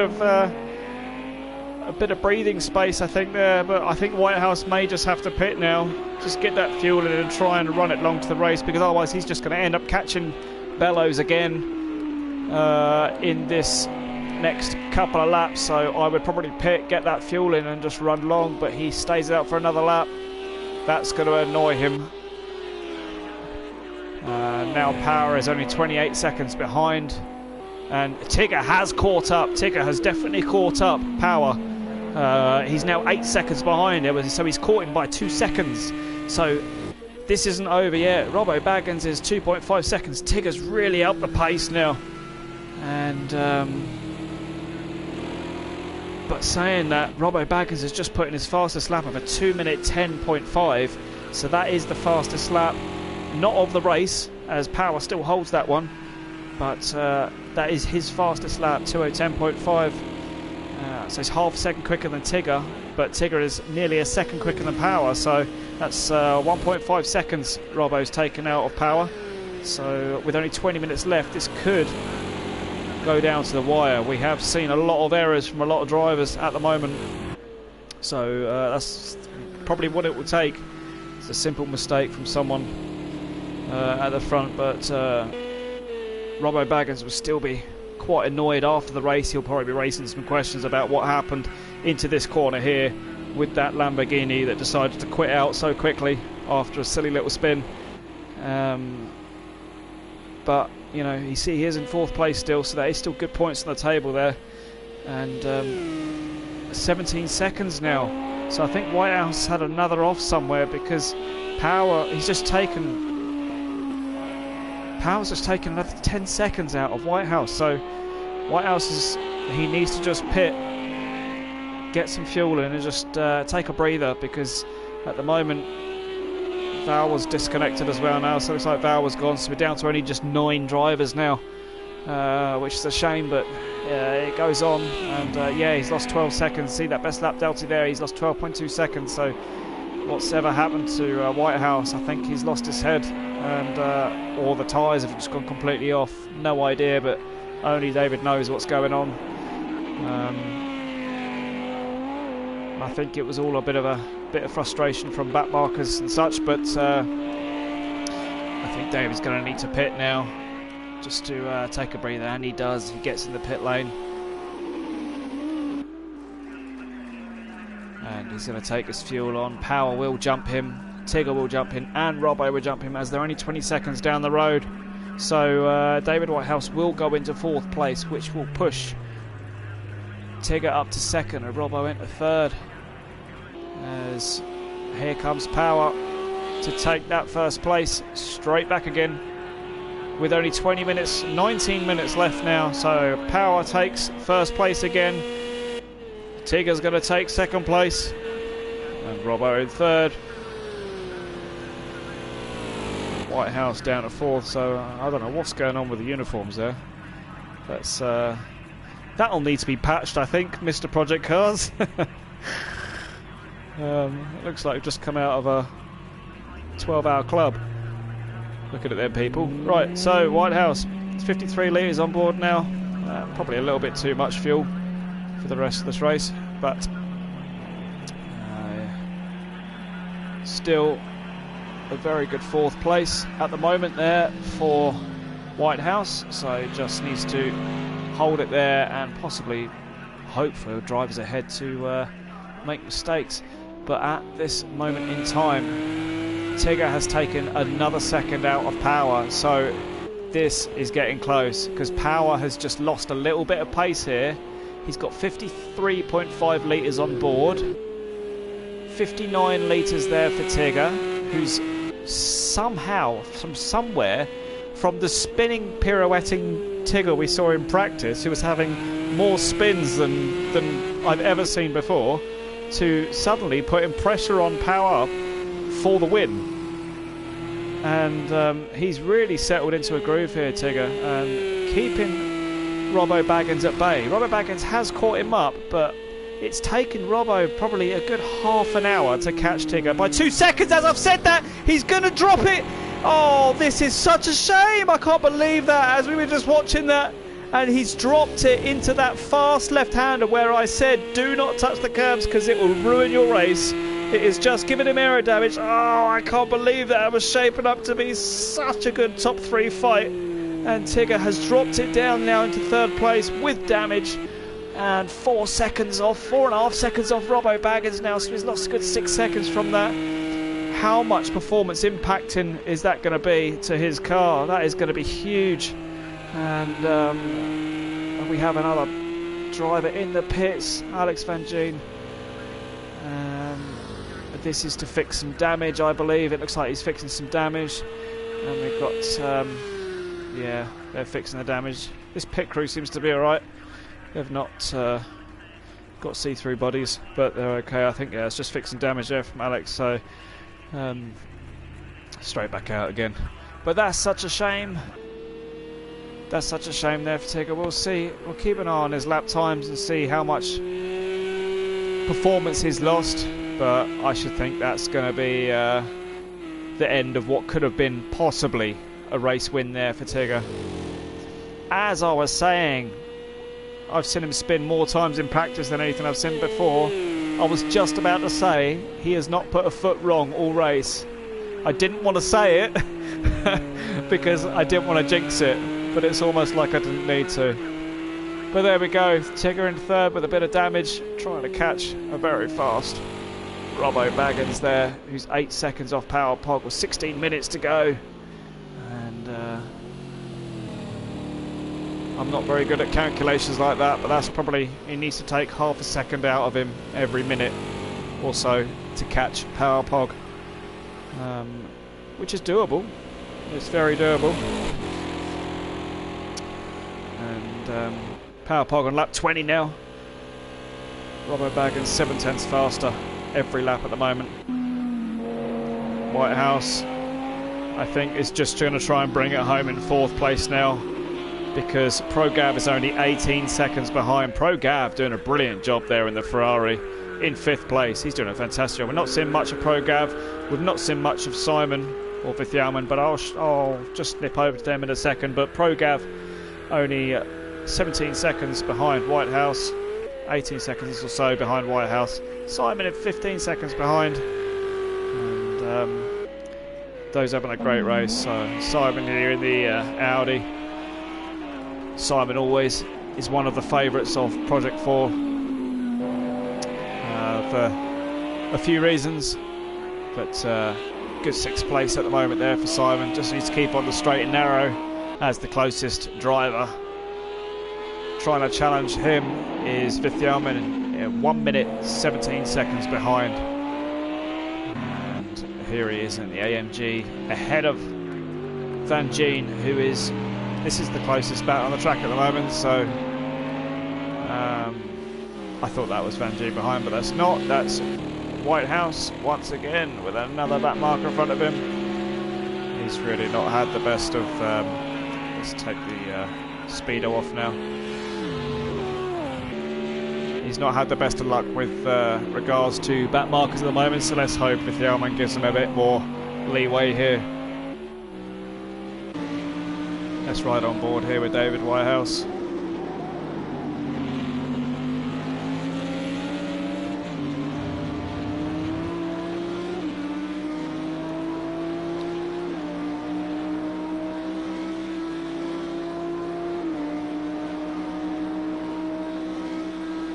That AMG has a lot of speed.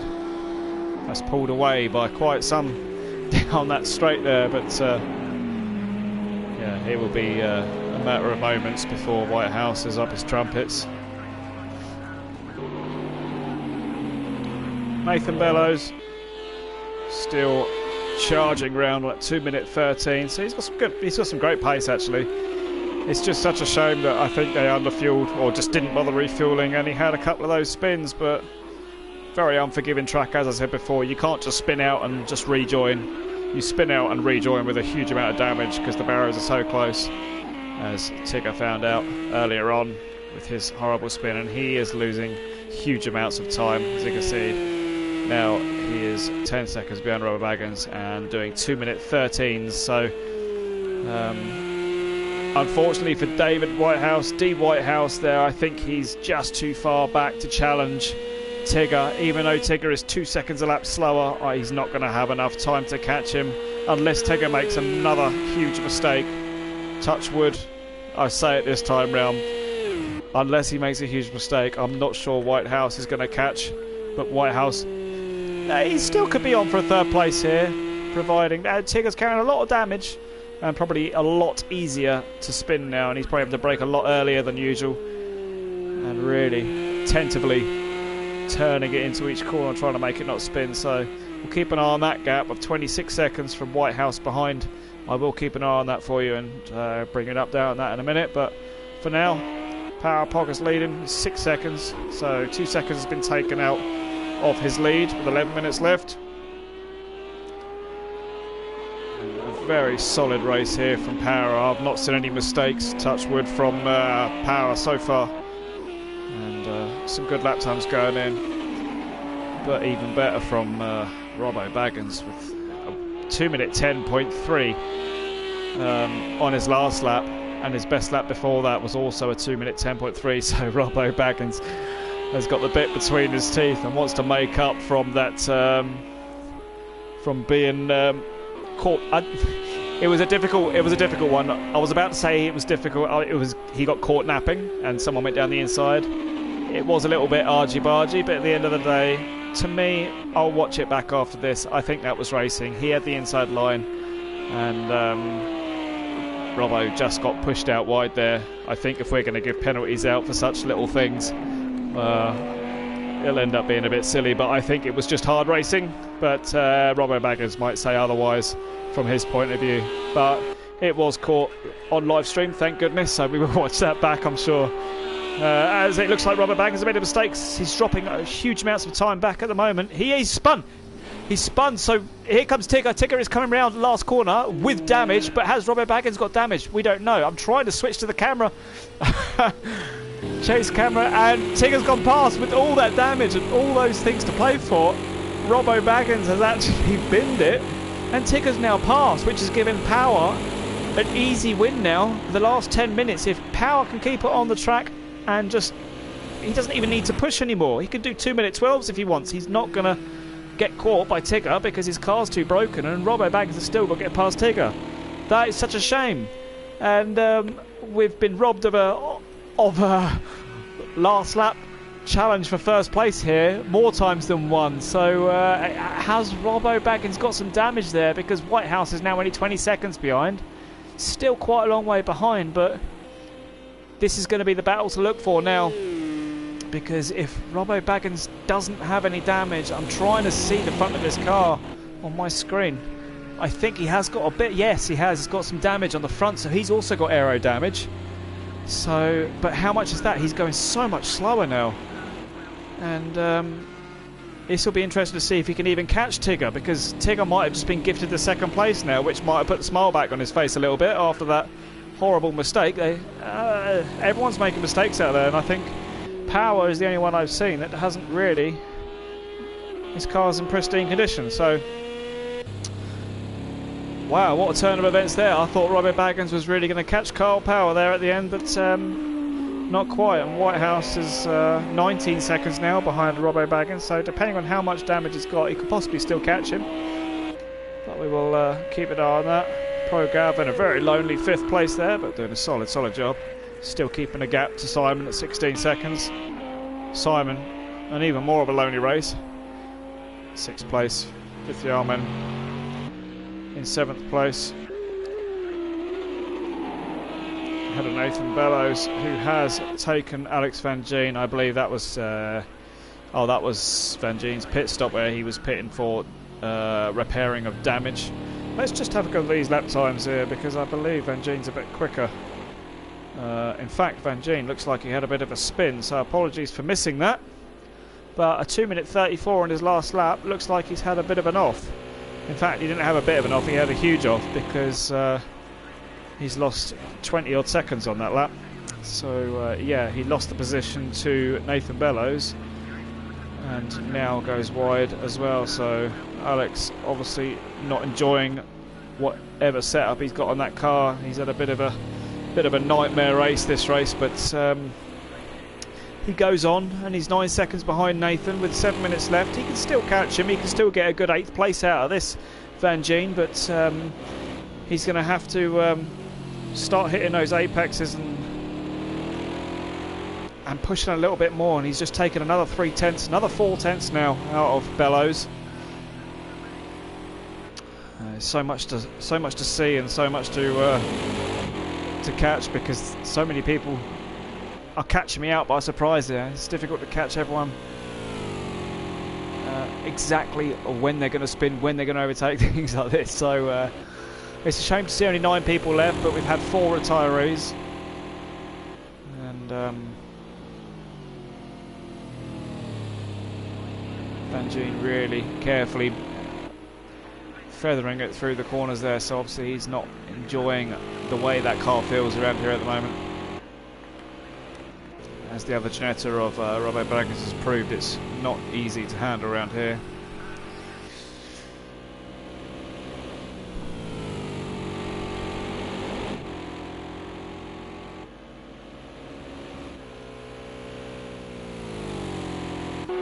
So I will just leave you on Power Pog and the timings just for 2 seconds while I just run and get a quick beverage.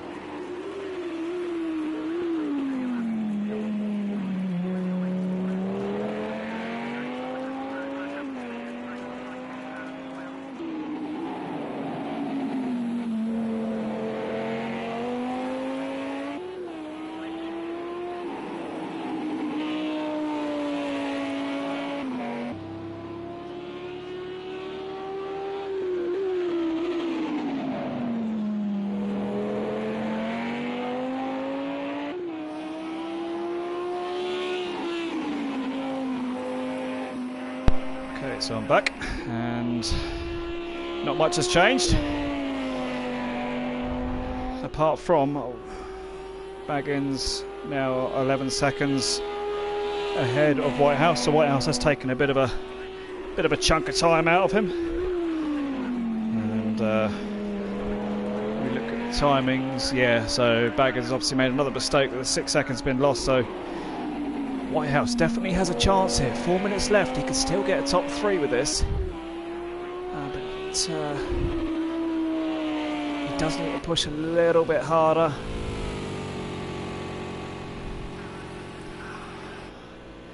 And Tigger will be happy with this result, really happy. He had a horrible start. And up to second place now. Pitting early, putting that fuel in. Just shows you this fuel strategy business does work really well. Definitely a good addition to this GT3 championship, as opposed to changing tyres all the time.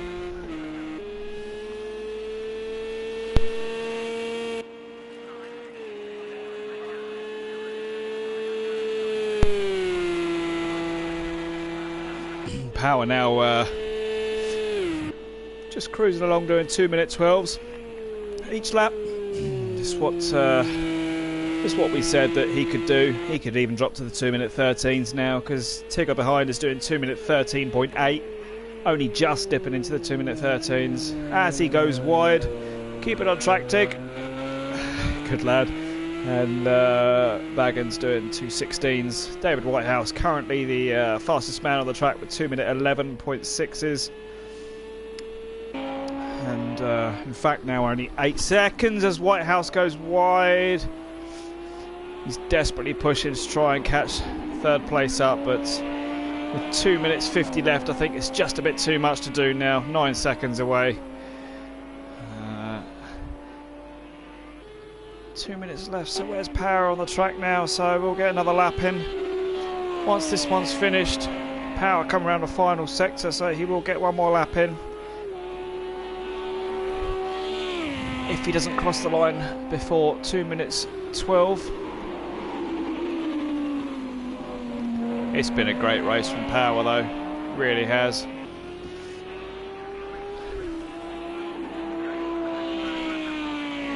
Personally, I think we usually have driver of the days. I think driver of the day, it would be easy to say Power Pog, because I mean he's been leading from the start. He had to make an overtake on Robbo Baggins to get the position and so forth. He hasn't put a foot wrong, so Power Pog would be up there with one of my driver of the days.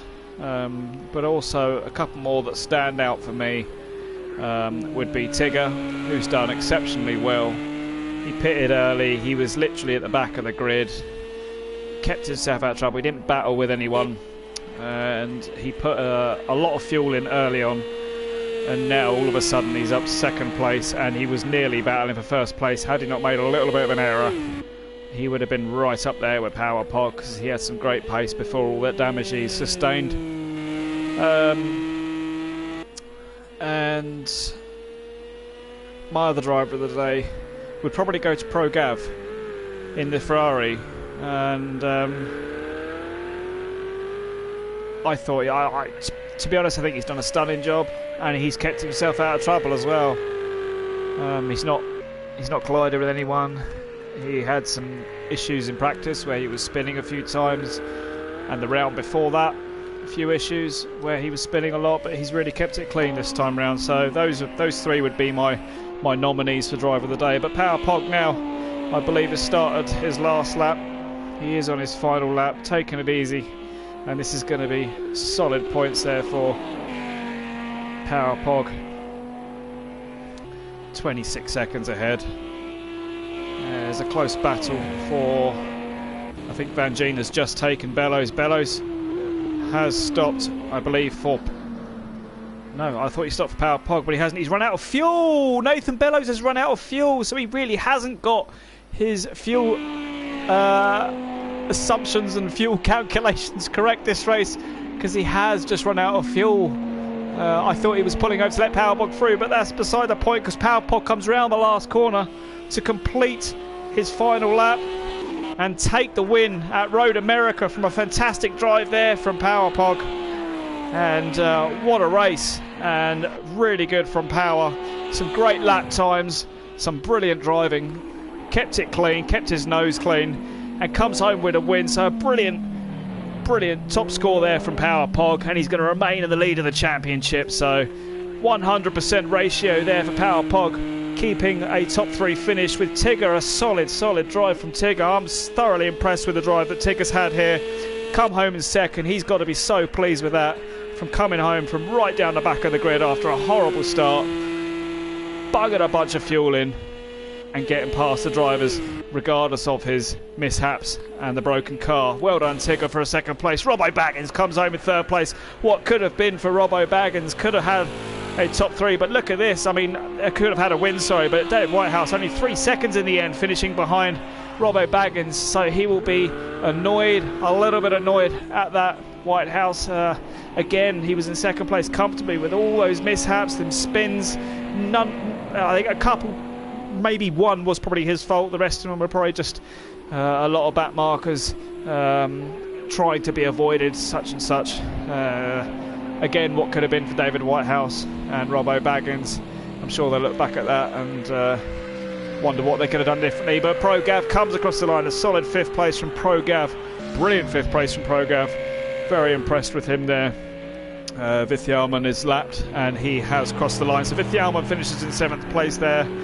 And Simon coming around the final sector now to finish in a solid 6th place. And a good drive from the Audi driver there. As you see Van Gien in the background there, coming home to take the final place. So Simon crosses the line in 6th place. Some good handful of points there from Simon. Alex Van Gien, well stuck out there from Van Gien. Some good lap times as well there. Comes home in 8th place. And it's a shame to see Nathan Bellows there just run out of fuel at the end in 9th place. So Powerpog wins with Tigger 2nd. Robbo Baggins, I'll get his name right one day in 3rd place. David Whitehouse in 4th. ProGav 5th. Simon 6th. Vithjalman 7th. Great drive from him actually in the AMG. Brilliant drive. Alex Van Gien 8th. Nathan Bellows in 9th.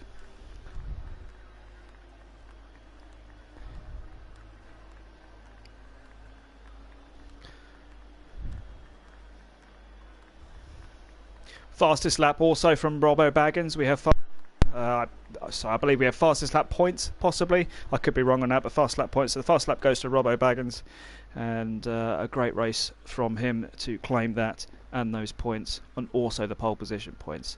So anyway, from Online Racing Network, thank you very much. I'm Chris Daines. I'm tuning out. Adios. We'll see you for round 4, which I believe will be in 3 to 4 weeks' time. But we'll update you on the Online Racing Network Facebook page, where we will let you know exactly what date and what time to be looking out for that one. Thank you once again. I hope you've all enjoyed this commentary. I'm out.